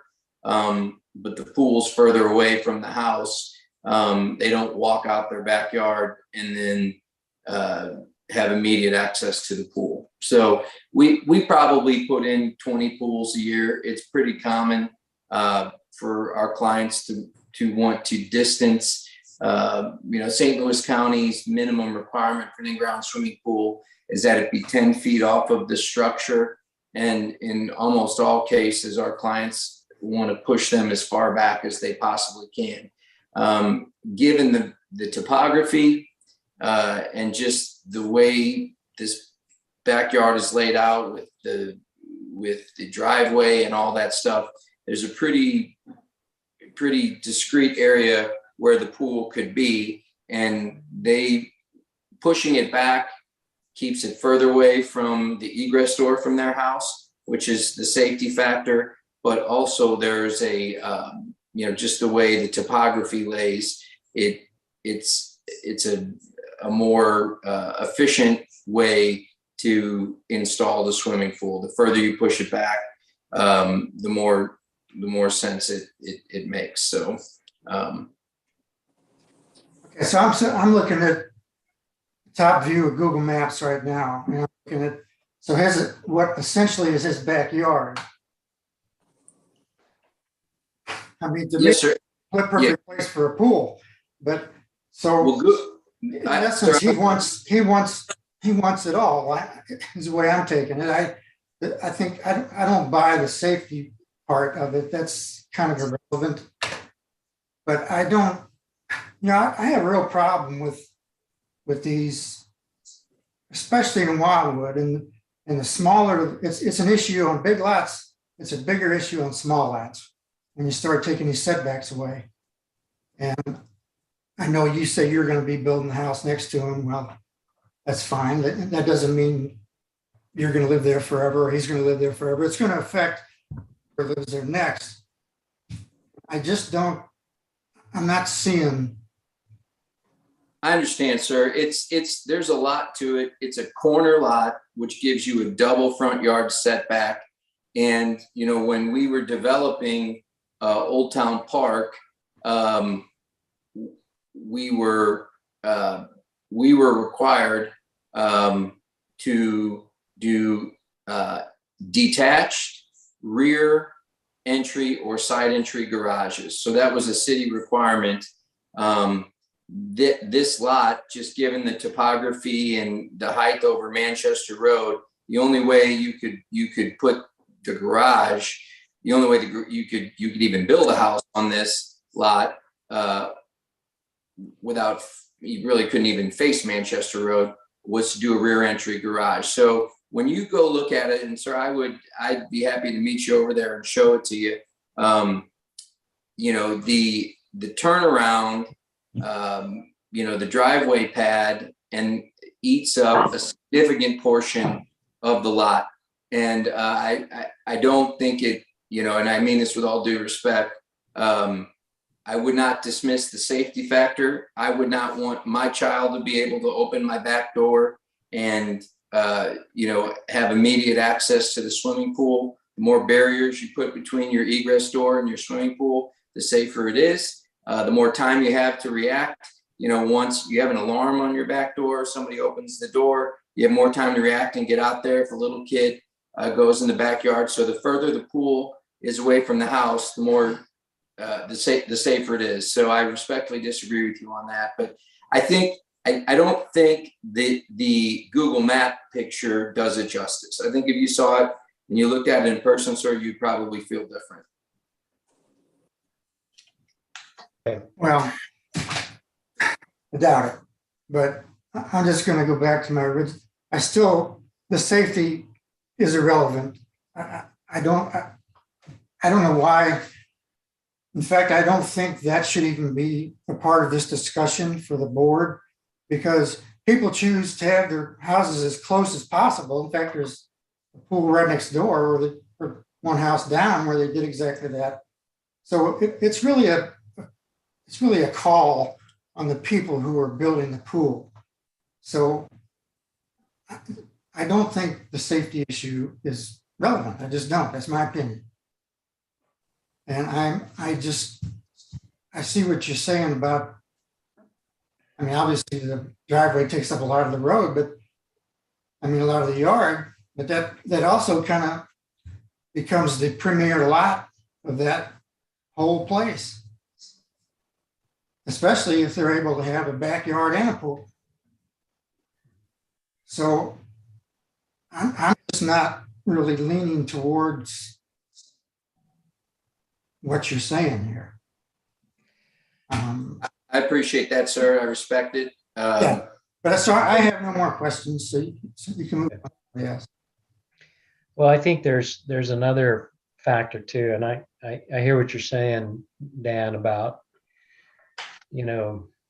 I guess whether it's safety or not, maybe there's differences of opinion on that, and I get that. I think there's a couple other factors, at least for me, that play into this. Number one, whenever you go into a setback, you're encroaching into an area that's supposed to be kind of preserved. When you put a barn in a setback, that has a big impact, because you see that it sticks up into the air. On a swimming pool, to me it's not quite as much of an issue, because it's at ground level, and it's not like it's a ultra visible thing. You can see it, but it's different. The other thing that's a huge factor for me is, are there neighbors who feel like that will negatively impact them? Because part of what I think about, and I think our board needs to think about, is we have to protect the neighbors. That's part of the reason why ordinances are there. And so I guess I think I know the answer to this question, but are there any neighbors that are literally adjacent to this property that are in opposition to this request? Because for me, that would be kind of a big deal. Ms. Ripito, could you address that?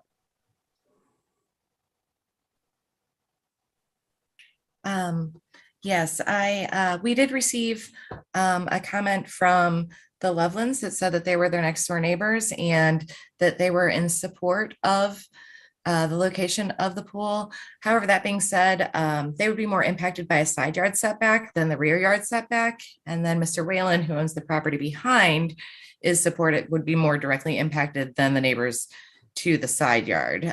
Sure. He's here, and you've heard that he is supportive as well. Right. And so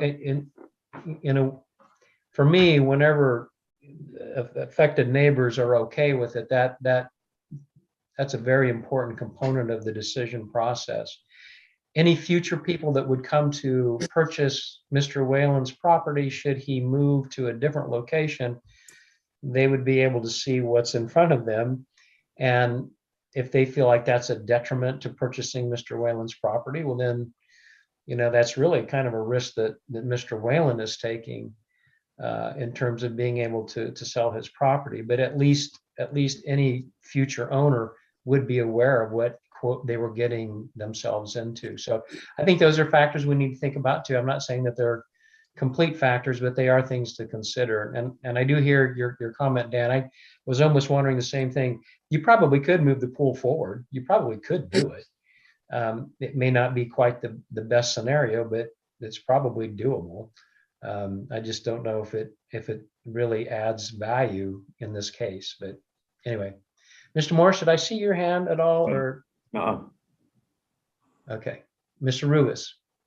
Okay, I'm looking at the site plan, and is the backyard fenced now? Yes, sir. Okay. Partially.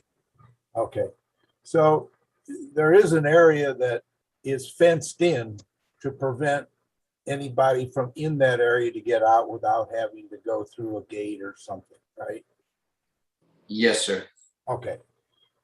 And we're looking at building the pool 28 feet from that fence line? Let me reference the site plan, sir. I apologize.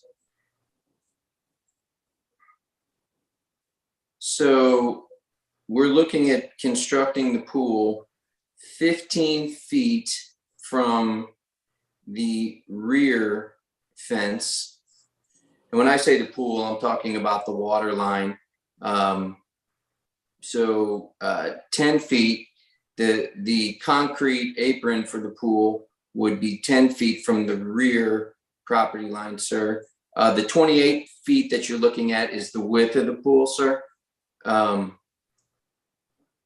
Well, there's a line that's going from fence line to the pool, and it's got 28 feet, 10 inches. Yeah, so that's that 28 feet, 10 inches. Let's see. So if I'm looking at the pool to the fence, I see the only 28-foot dimension I see, sir, forgive me, is the width of the pool. The hatch line is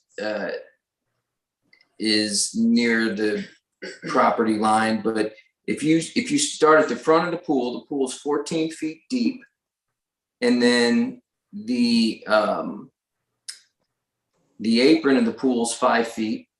And then, but from water line to the property line would be 15 feet. So from the front water line of the pool to the property line of the pool would be about 29 feet, sir, approximately. Mike, on the change in elevation in the middle of the yard from 791 feet from 700 to 89 feet, right next to it, there's a vertical line saying 28 feet 10 inches between the interior backyard fence between the house and the pool. I see it. Thank you. Yes. Sure. Yes, I see that. And that line is a measurement. That is a measurement line for so that's not the actual fence line. Right now, that would be the area where the kids could play. This is a preliminary site plan, and it's not surveyed. And of course, we would turn in a surveyed site plan indicating where the fence would be. So right now, the fence goes off of the rear of the garage to the property line. That red dotted fence line is just a proposed fence line for where the kids could go and hang out and stay out of the pool area. But that's just preliminary at this point. So basically the pool is 46 feet off the rear of the house. Okay, but on your petition, you signify that all the information you've given us is correct. And what you're saying is this is not correct. No, sir, that's not what I'm saying. I wouldn't characterize it that way. A lot of this information is, depending on what perspective you're looking at it from, I would say the substantive information about the proximity to the pool and the location of the pool, that is correct. The location of the pool off of the house and off of the property line, that is absolutely correct. But any part of a pool application permit would require a spot survey showing the exact placement, and that would have to be approved by the Department of Planning for zoning authorization before we could get a pool permit. So, you know, this is a preliminary plan, but I would say all of the substantive critical information is correct. And of course, it's all subject to final approval by the department when we go in for our permit, and that would be verified information on an actual survey that would be done. Well, that's okay. That's a lot of, what I'm saying is that you're asking for a 20-foot variance. And I can see that the pool can be put in, because you're going to be required to put a fence around the pool. Right. Yes, sir. There's the restriction of entry into the pool is the fence. So We're gonna have two fences. Fenced in yard, and then you're going to have a fence around the pool. Yes, sir. If you move that pool 20 feet closer to the house, and tell me if I'm wrong, the only thing that happens is that his yard it loses 20 feet. Well, yes, sir. His usable yard for his children loses 20 feet. Yes, sir. But they got a pool, a fenced-in pool, and they got a fenced-in yard right now. Right now, they just have a fenced-in yard, sir. But if the pool's approved, then we would have a fenced-in location. We'd want the pool to be fenced. We'd want a perimeter fence, and then we'd want a fence delineating the yard area from the pool area. And not just for his children, but, you know, as these kids grow up, you know, they have birthday parties and things like that. You want to be able to have a safe zone in the backyard. I kind of take exception with a few comments that were made tonight. You know, the last presentation, safety was a big factor, and in this presentation, it doesn't seem to be as important. I'm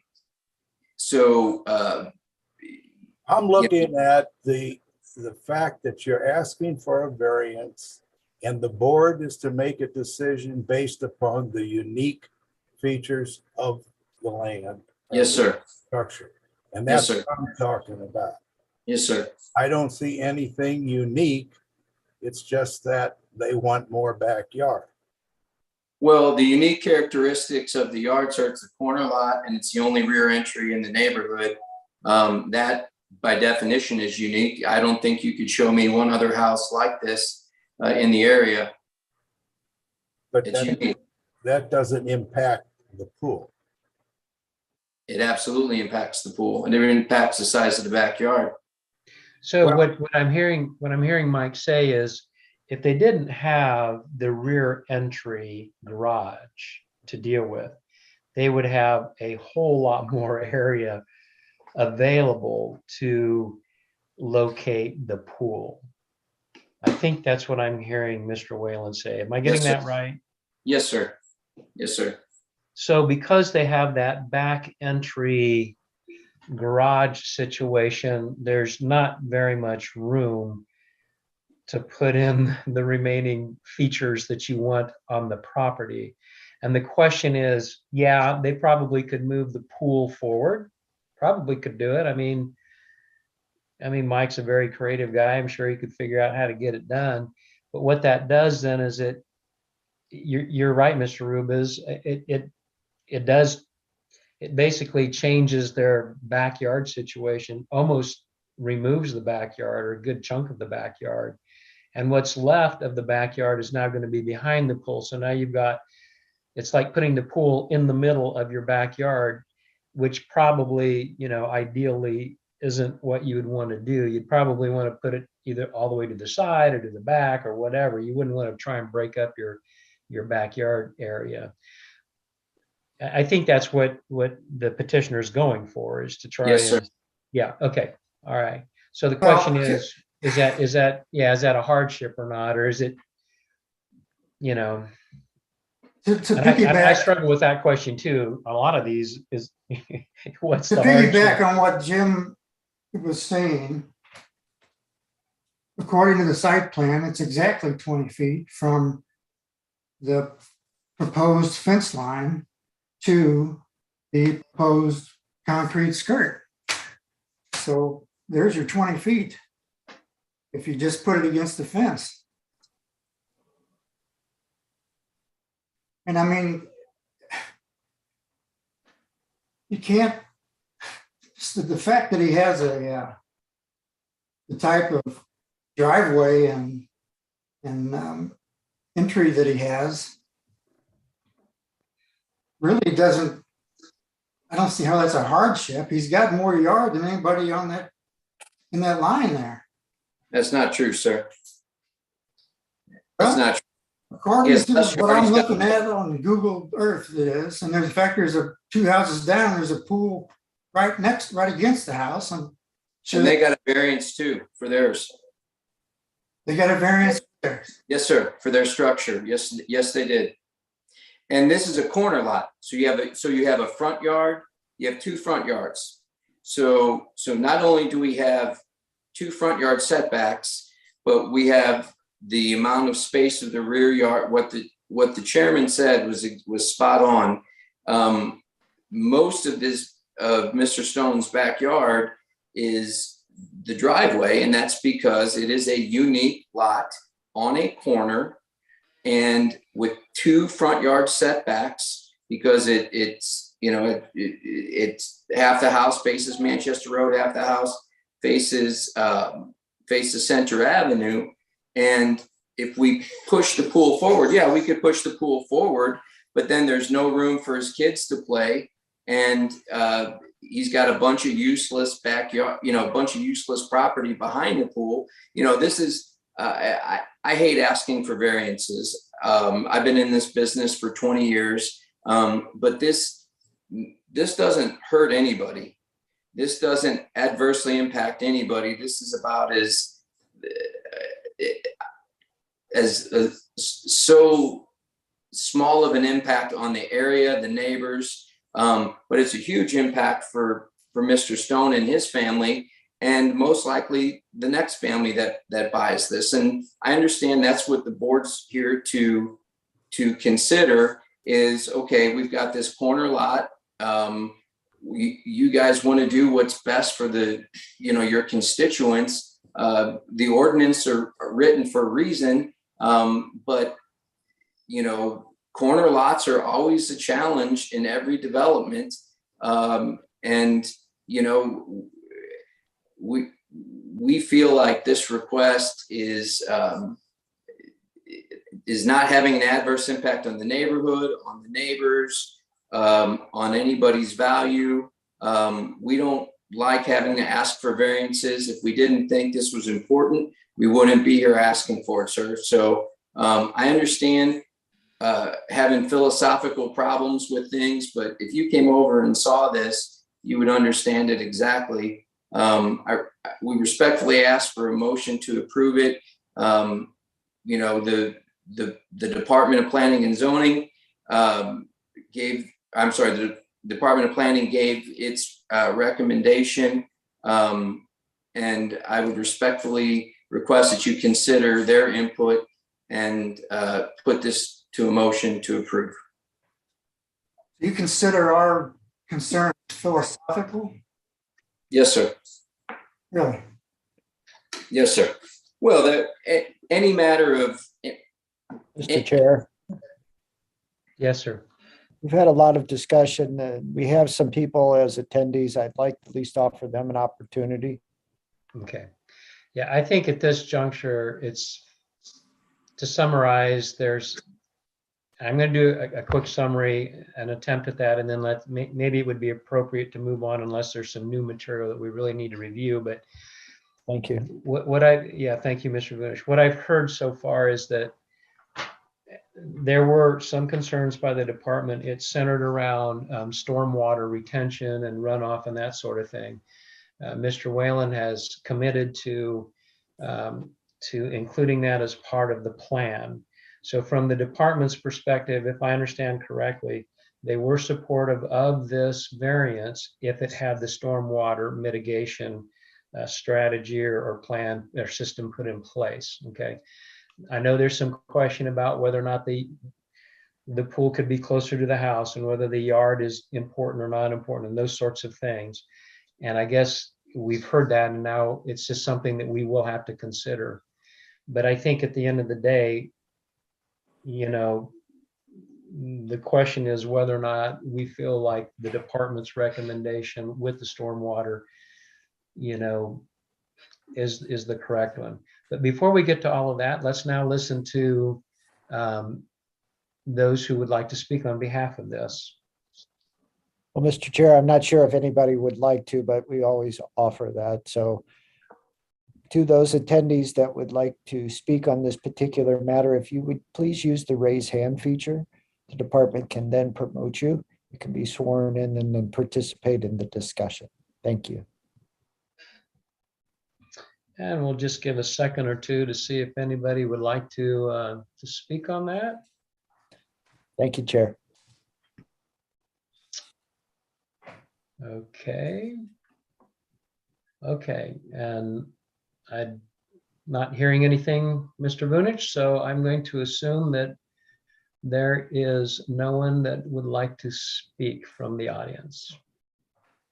Here, so, sir, but thank you for letting me ask. Sure thing.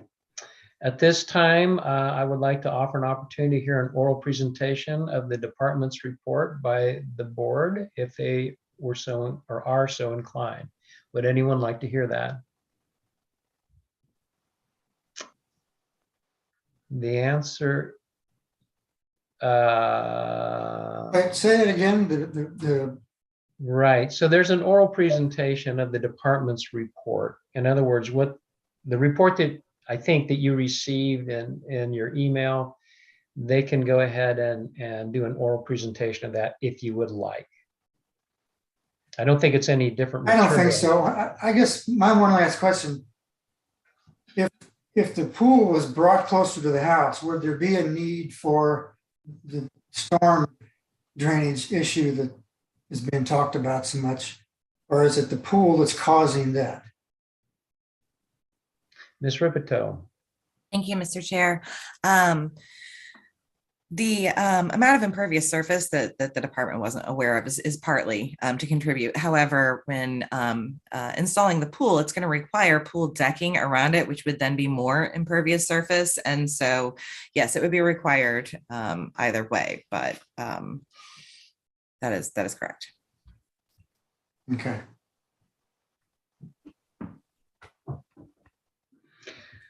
Okay, are there any other comments or questions that need to be made at this point? Or if not, we're going to close the proceeding for a motion and for a vote. Any other comments or questions?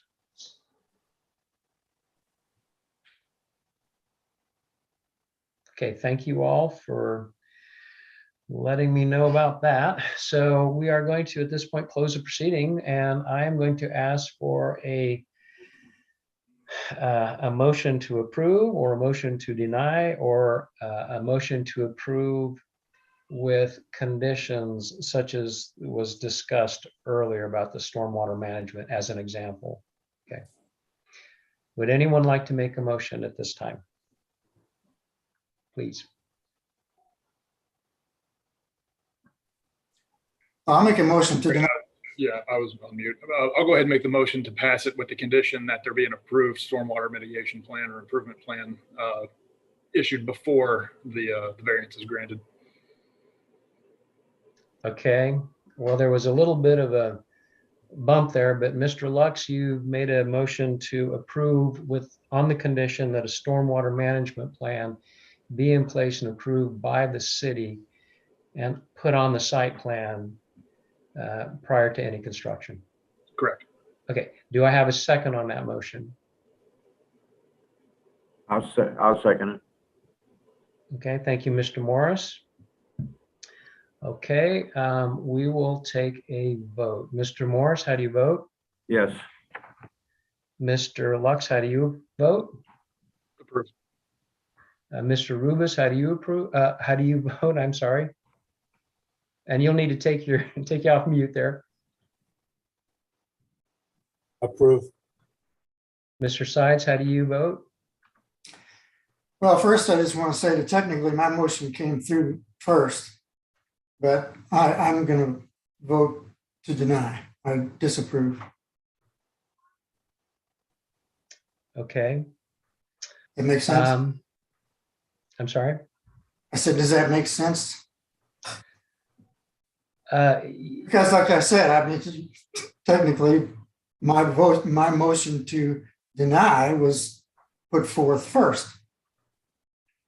Mr. Chair, Mr. Young just came on the screen, if you wouldn't mind. Yes, Mr. Young, would you? I don't know who was first or second. Well, Mr. Chair, you recognized one of the motion you recognized is the motion on the floor. And in addition, during the time of vote is not the time to debate the issues.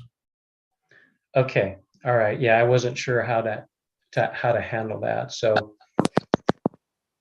okay, so the motion still holds, and I'm going to vote to approve as well based on those conditions.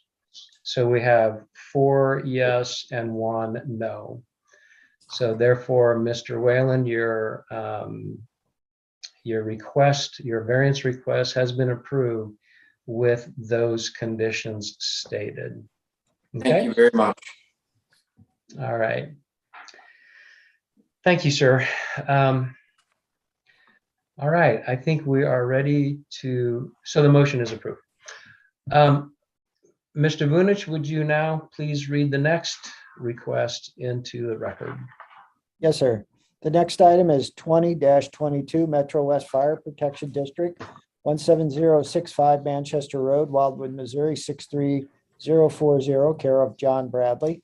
A request for an exception to the miscellaneous regulations of the City of Wildwood zoning ordinance to allow the placement of 3 temporary structures on a 6-acre site, 6-acre lot in the NU non-urban resident district that is located at 17065 Manchester Road, locator number 24V 440131, for the purposes of utilizing them as short-term housing in order for the fire station to remain operational during a remodel.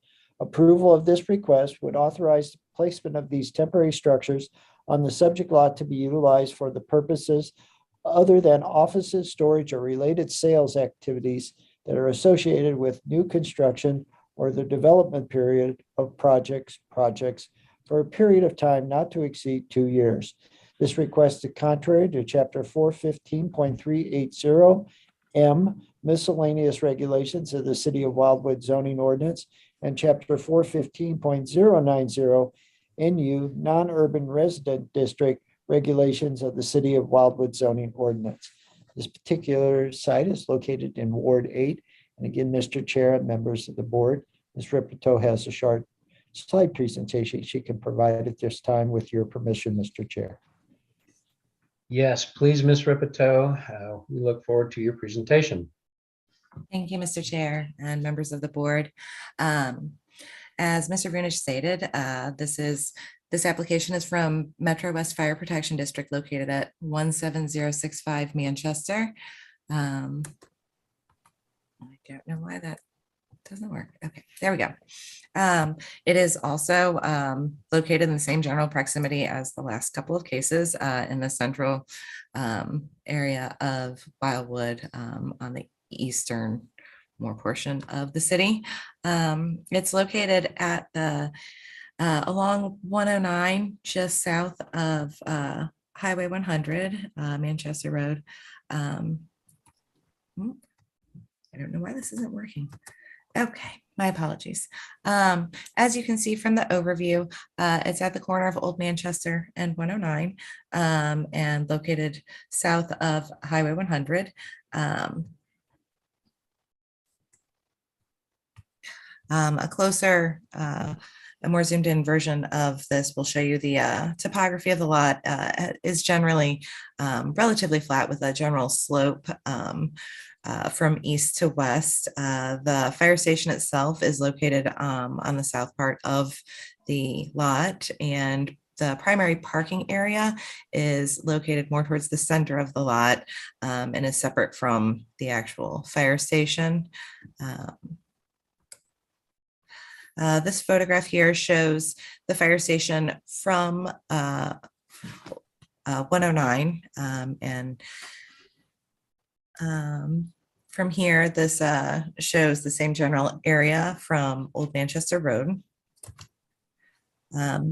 This photograph here shows the rear parking area from Manchester Road with 109 being in front of the building.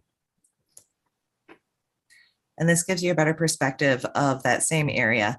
This rear area of the building is where the temporary structures are proposed. There are 2 temporary structures for housing as well as one for wastewater and waste and water facility. Along here is Old Manchester Road, and then you can see 109. From here, you can see the intersection. That's catty corner from the site, primarily wooded, and across from the site is also primarily wooded. This is looking down Old Manchester Road, and to the left there, you can see the side of the building. And this is looking north towards Highway 100 from 109. You can see the building to the right. And with that, that concludes the city's presentation. The applicant is here to answer any questions and further elaborate on the variance required and the hardships associated. Thank you. Thank you, Ms. Ripito. Sorry. Any questions for the city before we hear from the petitioner? Okay, petitioner, if you would like to come forward, state your name, address, relation to the property, and be sworn in by the court reporter, that would be great.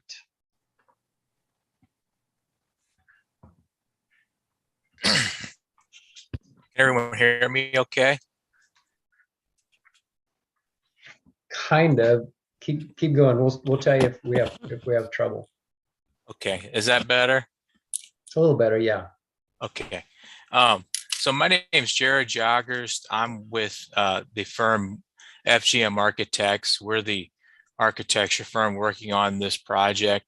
Our address is 1 Metropolitan Square, suite 1945. That's in St. Louis, Missouri, and the zip 63102. Okay, and if you'd be sworn in by Ms. Tallman, that would be great. Please raise your right hand. Do you solemnly swear that the testimony you're about to give in this cause will be the truth, the whole truth, and nothing but the truth? Yes. Thank you. So I just would like to begin to thank everyone for considering this request and the recommendation for approval.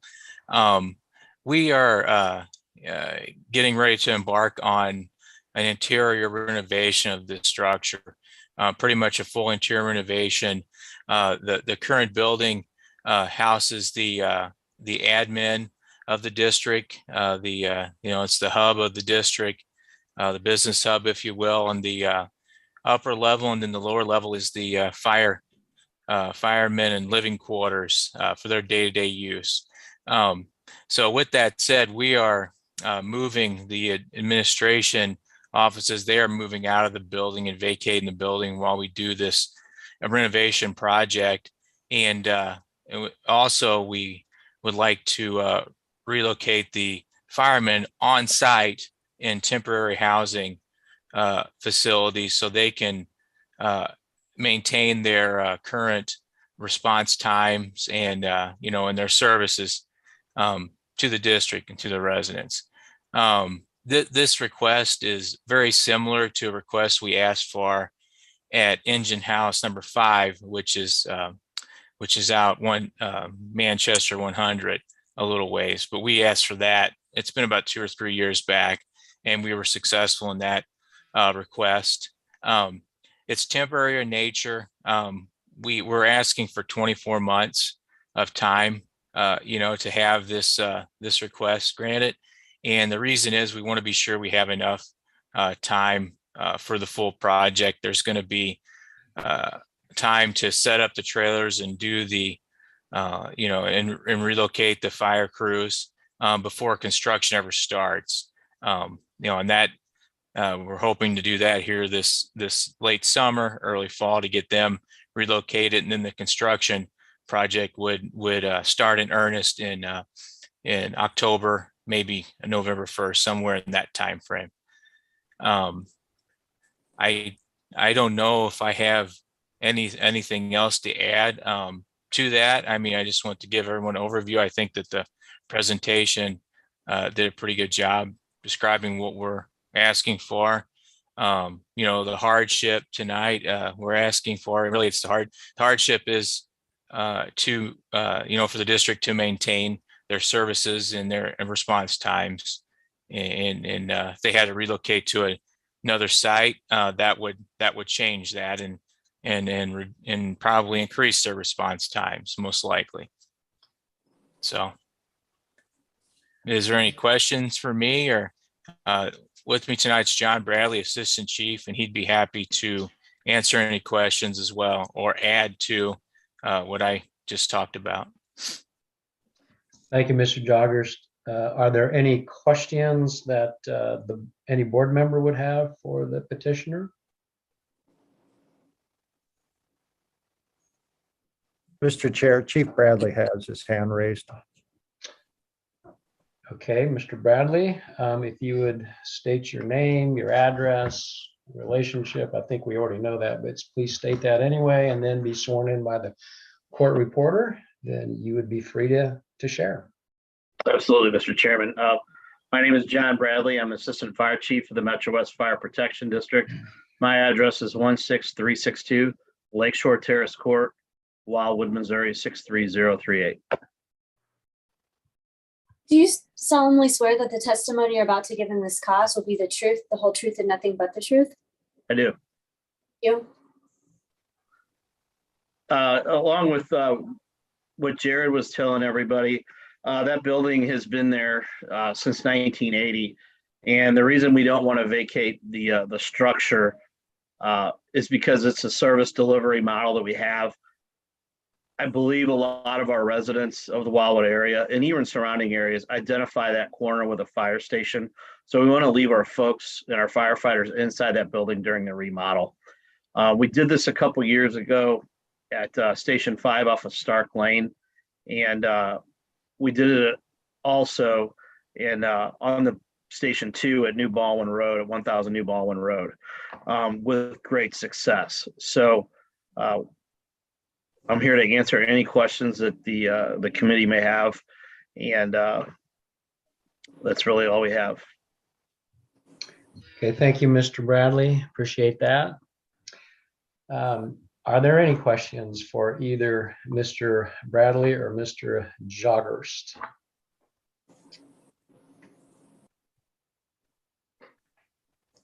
Well, looks like you're going to get off pretty easy tonight, maybe. No questions that I can see. So are there any comments from anyone in the audience that would like to weigh in on this petition? Mr. Chair, again to the attendees, if you'd like to participate in this discussion, if you please use the raise hand feature. The department will promote you, and then you can participate after being sworn in by Ms. Tallman. The raise hand feature, sir. I think we're okay. I appreciate it. Thank you. Thank you. Okay, at this, Mr. Rubas, I do see a hand there. Does Joe want to enter anything in the evidence? God bless you, Mr. Rubas. I don't know what's wrong with me tonight, but for the benefit of the record, the department would like to enter into the record the following items. Chapter 400, Article 2 of the City of Wildwood Municipal Code, which relates to the Board of Adjustment. Chapter 415 of the same City of Wildwood Municipal Code, the zoning ordinance. The file that has been developed and maintained by the department relating to this particular request and all contents contained therein, including the department's recommendation report. And then finally, any testimony that is provided tonight, which can include any plats, maps, other exhibits, or testimony provided as well. And thank you again, Mr. Rubis. Yes, good catch. Good catch. Okay. Now, at this point, or at this time, I would like to offer an opportunity for the members of the board to hear an oral report by the department if you would like. And if you would, speak up or raise your hand. Okay, not seeing any requests for that. Does the department have any further comments on this case? If I may. Please.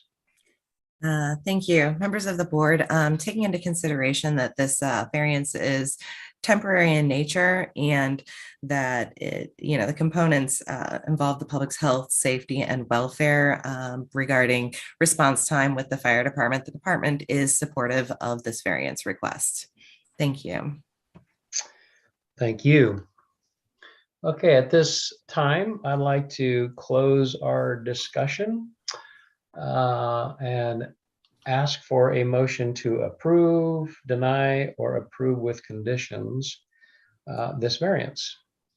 Do I have a motion? Mr. Rubis, I see your hand. Yes, I make a motion to approve the variance within the time frame that they have asked for. Thank you, Mr. Rubis. Do we have a second? I'll second. Okay, whoever that was, Mr. Lux, was that you? That was me.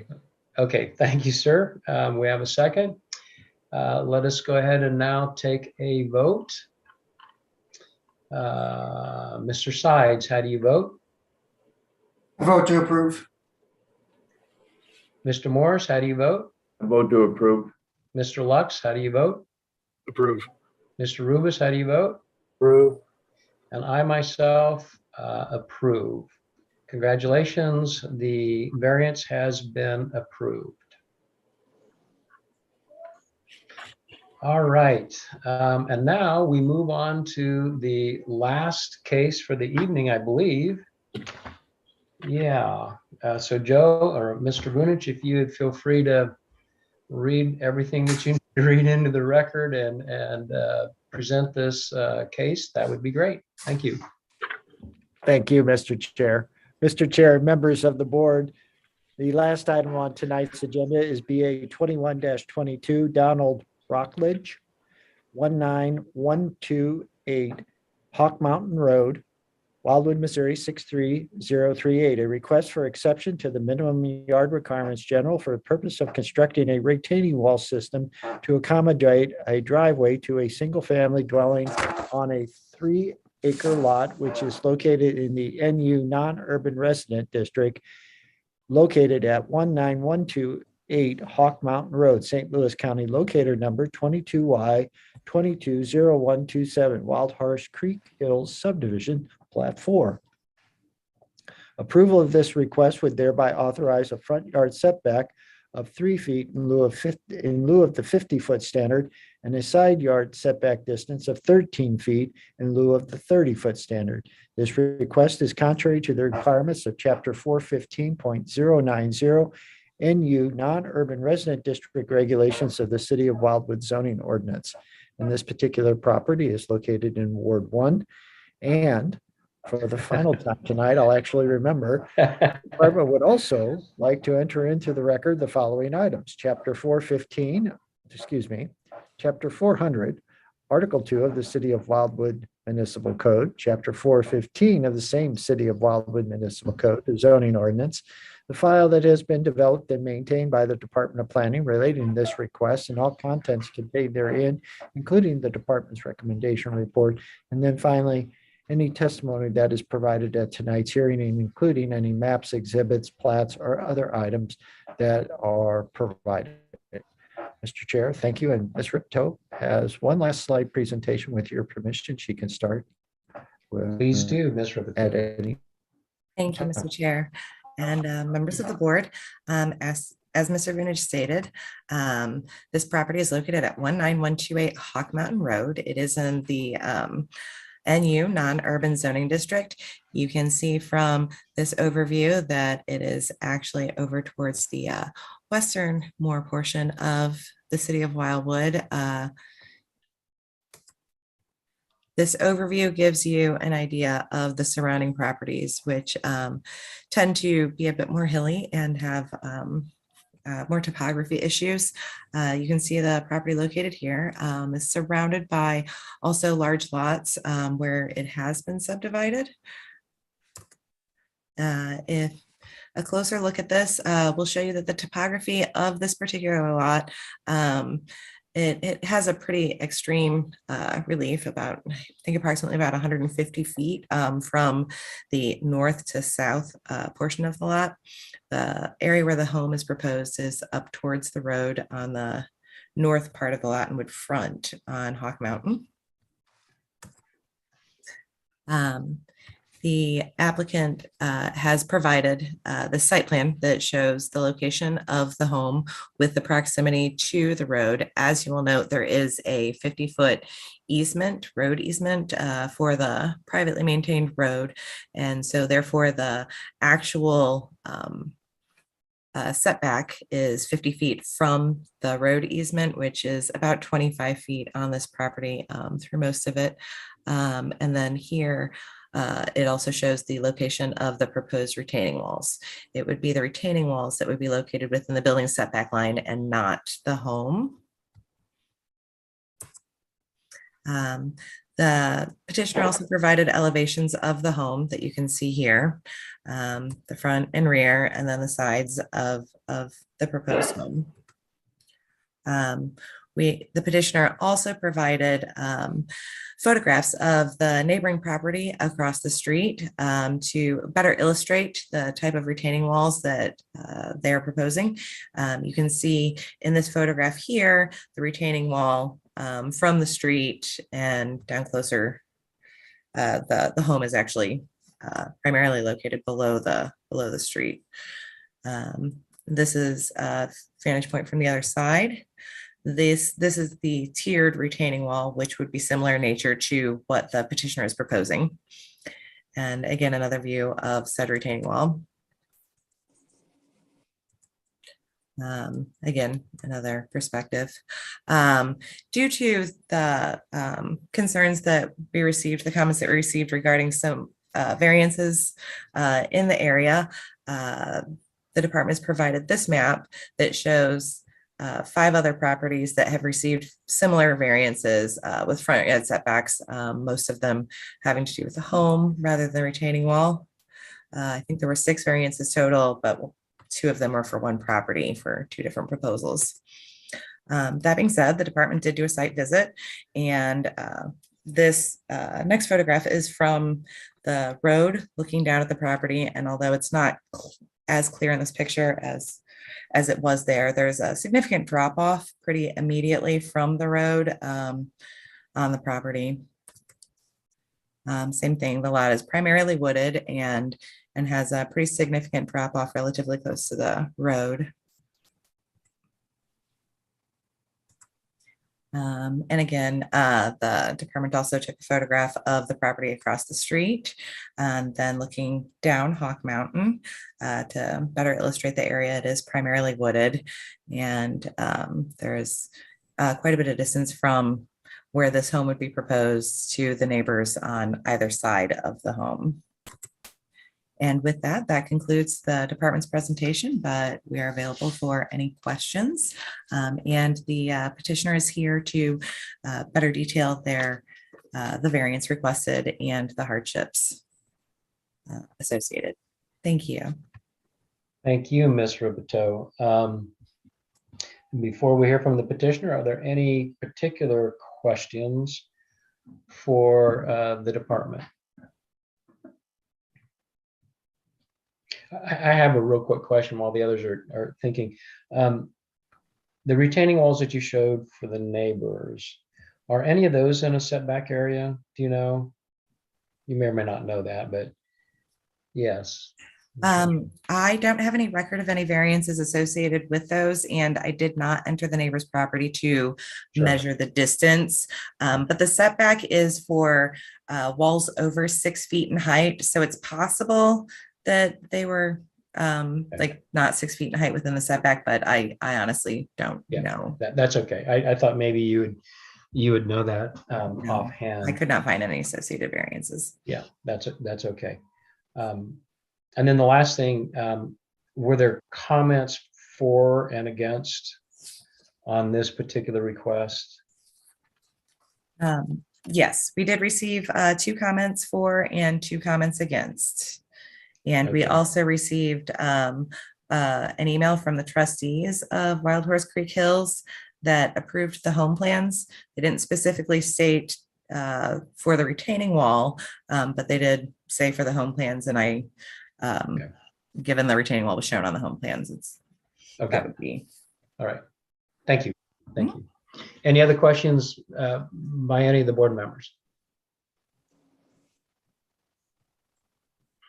If not, let's go ahead and hear from the petitioner now. If you would please state your name, your address, your relationship to the property, and then be sworn in by the court reporter.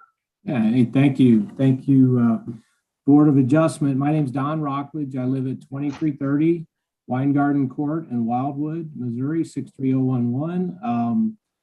We've lived there for about 30 years, and we purchased this lot about 1.5 years ago, and I guess I need to be sworn in. So. Yes, you do. All right.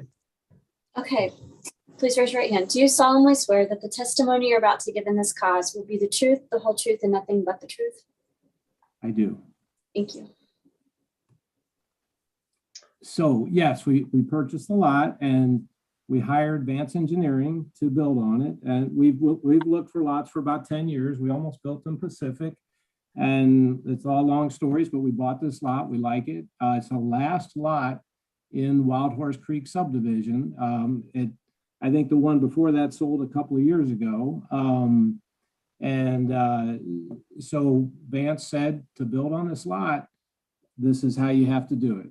And you're going to have a steep driveway, and you're going to have to spend about 6 figures on retaining walls and excavation, which we, of course, wouldn't love to do, but we love the lot and it's what's necessary.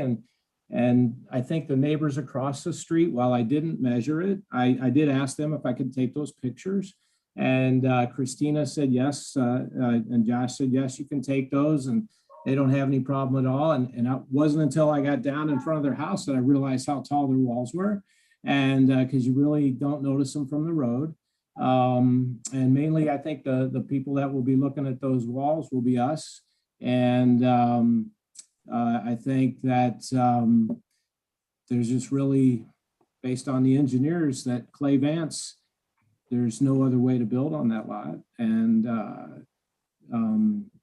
to be 50 foot back from the building line. And so for that reason, we'd like to ask that it be approved to be able to do that. Okay, thank you, Mr. Rockledge. Are there any questions for the petitioner from the board?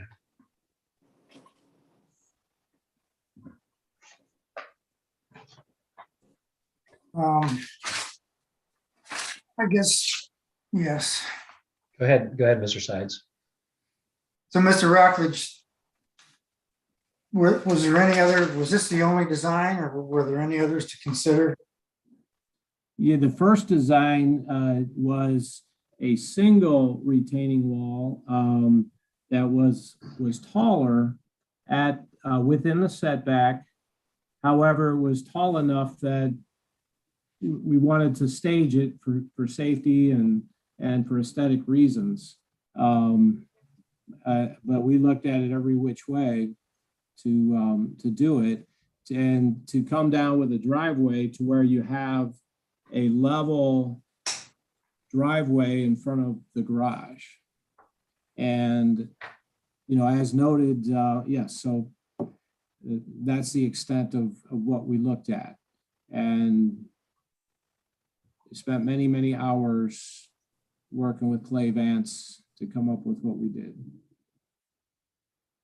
And I actually think it's going to be beautiful. I mean, when you drive down there, it's unfortunately it's going to be a very expensive home the way they cost these days, but it's going to be, you drive down that road, you're going to see a beautiful house. You're not going to see any ugly retaining walls. They're not going to be ugly. They're going to be good looking retaining walls with plantings and things like that. So it looks like the setback, the closest or the biggest amount of variance is not towards the subdivision road, but towards the property next to yours, which I guess would be Yeah, I think that's is that it'd be I have to find my directions. Yeah. I guess east, the east neighbor. Yeah, I think the way the lot is, it's a rectangular lot. It's 3 acres, but it goes, rectangularly down the hill. So to be able to not have a driveway over the 15% decline, the house is a little more towards one side, but we're still, and we're extremely far from the other neighbors. Yeah, it looks like the property to the east, directly to the east of you, that home is situated more in the center or the eastern part of that lot. So it does appear as if there's some space between that house and your lot. Yeah. Yeah. So I haven't been out there. I can see the elevations and stuff. Could you, even if you moved your house further south, a little bit further away, I know you're going down the hill.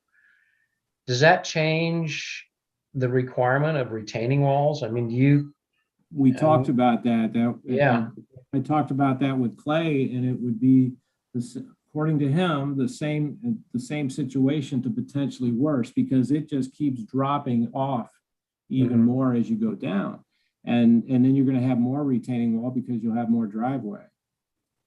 Right. And the further down you go, even if you moved it west, you're still going to have to, you'll just have a longer steep driveway instead of a shorter one. It's a challenging lot to build on. We look, you look and look for lots. What's left over in Wildwood is very steep lots in many cases. And we love this area. We live, we're 10 minutes from where we live. We love Wildwood. This is like 10 minutes. We're right near, Babbler Park Estates, right near Lafayette High School. We moved in there when it was Baldwin. And so we do love the peace and quiet in the woods. And that's the big reason that we're actually building on that lot. For whatever that's worth, that doesn't really matter. But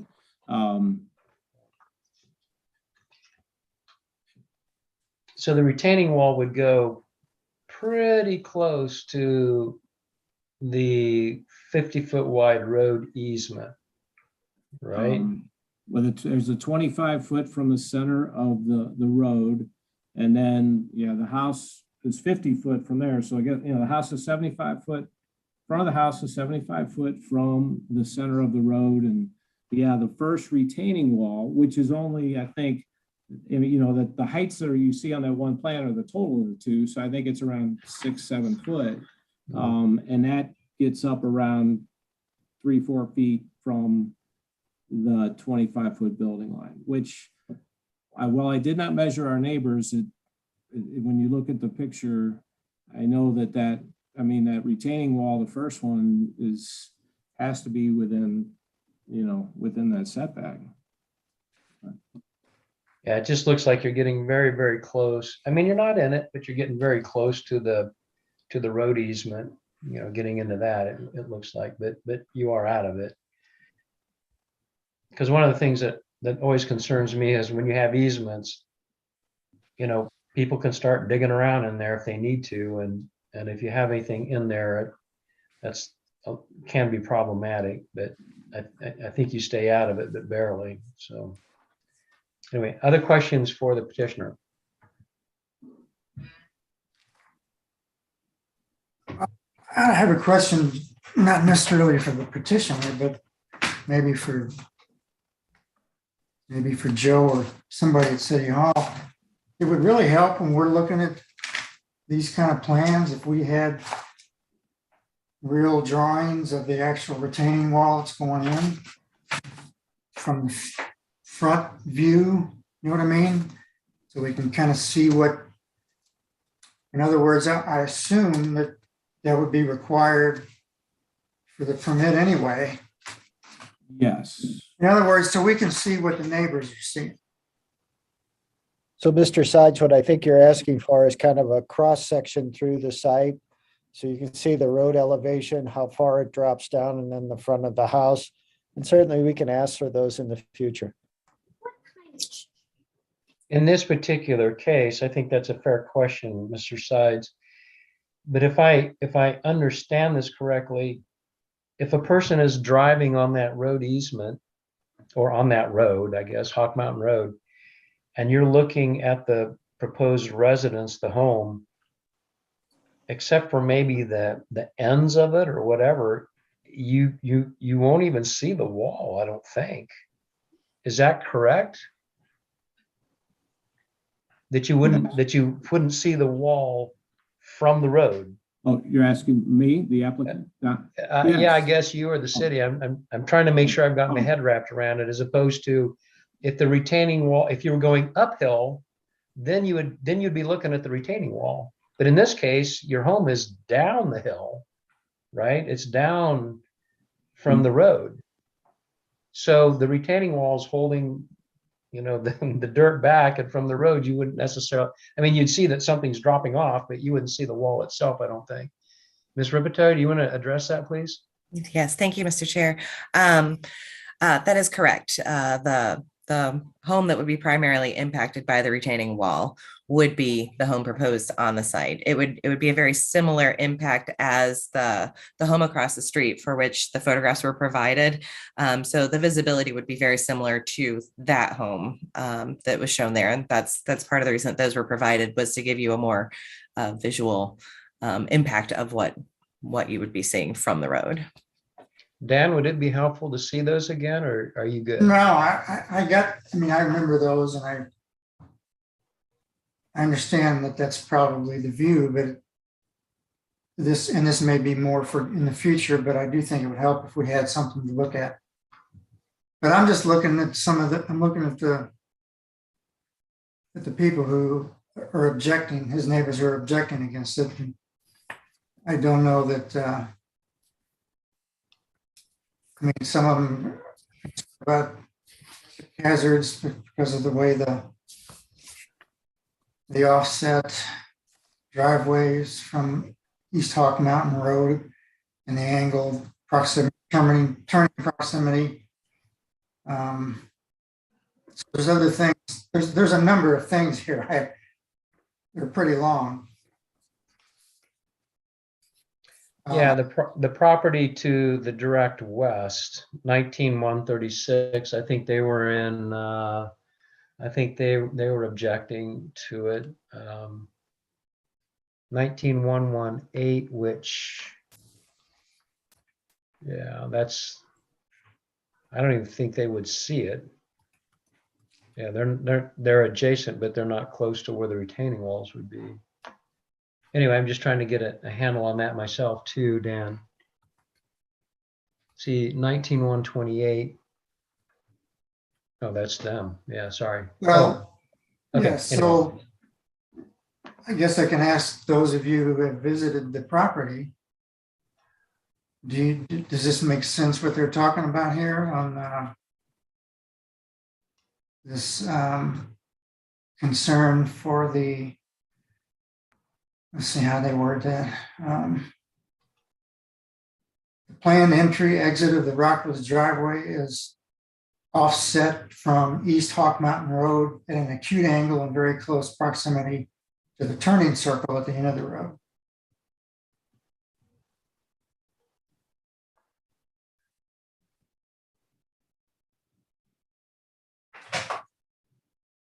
Well,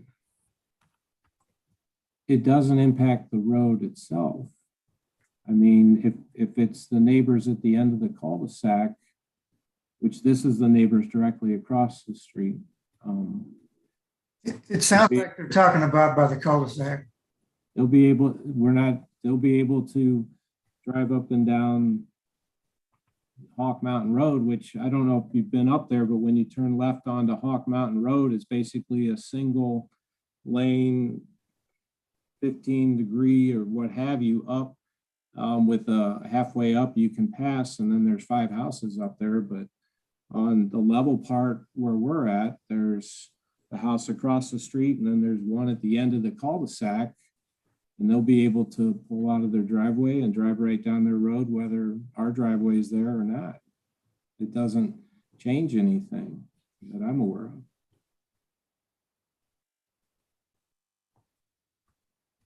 of. Okay. Yeah. All right, are there any other questions or comments on this? I know it's a little hard to visualize, I get that, but Mr. Rubus. Yeah, in what was read, they were talking about a 3-foot in lieu of a 50-foot for a front yard setback, and a 13-foot in lieu of a 30-foot. On the plot plan, it says it's 4-foot from the set. It's a 4-foot setback in lieu of the 3-foot. Which is the correct one?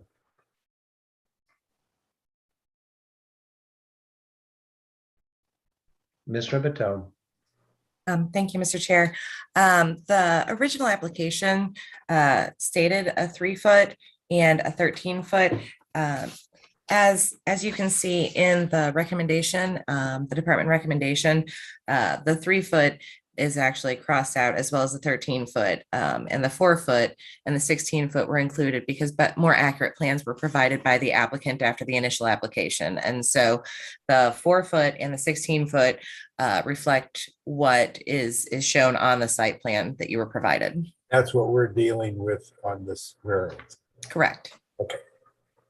And the 4-foot setback in lieu of the 50-foot, that's from the road easement. Correct. Yeah, so it's a little, at first I was like, I don't know about this. But then when you think about the fact that you got a 50-foot wide, and we'll say half of it is on this property, you got 25 feet already. It's not like you're 4 foot from the property line, you're 4 foot from the road easement. And now again, I view road easements, man, trust me, I know about road easements, holy cow. But, stay away from those things. And you're away from them barely, but you're away from them. So, but it is important, I think, for us to realize we're not right 4 feet from the property line. We're 4 feet from the road easement. Yeah. Any other questions or comments for the petitioner? Anything else? Okay, thank you, Mr. Rockledge, for your comments. At this time, would any of the members of the board like to hear an oral report? Oh, wait, no, we can't go to that. Are there any members in the audience who would like to speak in favor or against this request? Mr. Chair, we do have one attendee. I'll offer to that attendee if you'd like to speak on this matter. If you'd use the raise hand feature, the department will promote you, and then you can be sworn in by Ms. Tallman and then participate. Mr. Chair, I do not see a raised hand feature being used, so thank you. Thank you, Mr. Vunich. Now, if any of the board members would like to hear an oral presentation of the written report or letter of recommendation, please indicate that now. And I see no hands, so at this point, does the department have any final comments on this request? I may, Mr. Chair. Thank you. The department would like to note that given the pretty steep decline in the property shortly after the road. And the number of variances in the surrounding area are pretty indicative of unique circumstances in this area.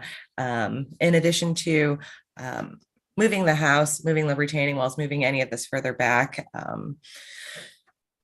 A, would require more trees to be cleared, and B, wouldn't necessarily make the issue better or easier. It's a difficult property to develop, and given those findings of fact, the department is supportive of this variance request. Thank you, Ms. Rivito. Thank you. Okay, at this time, we are going to close this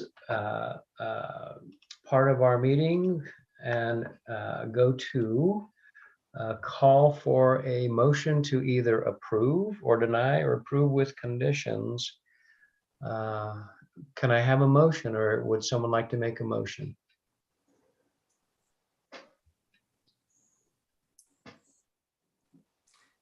Mr. Rubus, again, if you would unmute and make your motion, that would be great. I make a motion to approve the variance. Do I have a second on that motion? I'll second it. Thank you, Mr. Morris. You second it. Now we will do a roll call. Mr. Sides, how do you vote? Approve. Approve. Mr. Lux, how do you vote? Approve. Mr. Morris, how do you approve? I mean, how do you vote? Approve. Mr. Rubus, how do you vote? Approve. And I also will approve your variance request. Congratulations, your variance has been granted.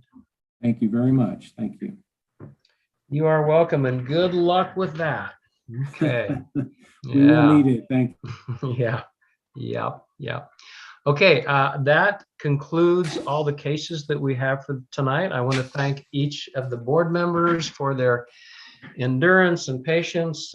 We had lots to talk about, but it's important. This affects people's lives, right? So I think it's important that we take the adequate time to figure it out, as they say, and I trust we got it right tonight. So, and I thank the city too for their hard work. They always do a good job of giving us guidance and direction and help in figuring these things out as well. So thank you. And with that, this meeting is adjourned. Thank you all.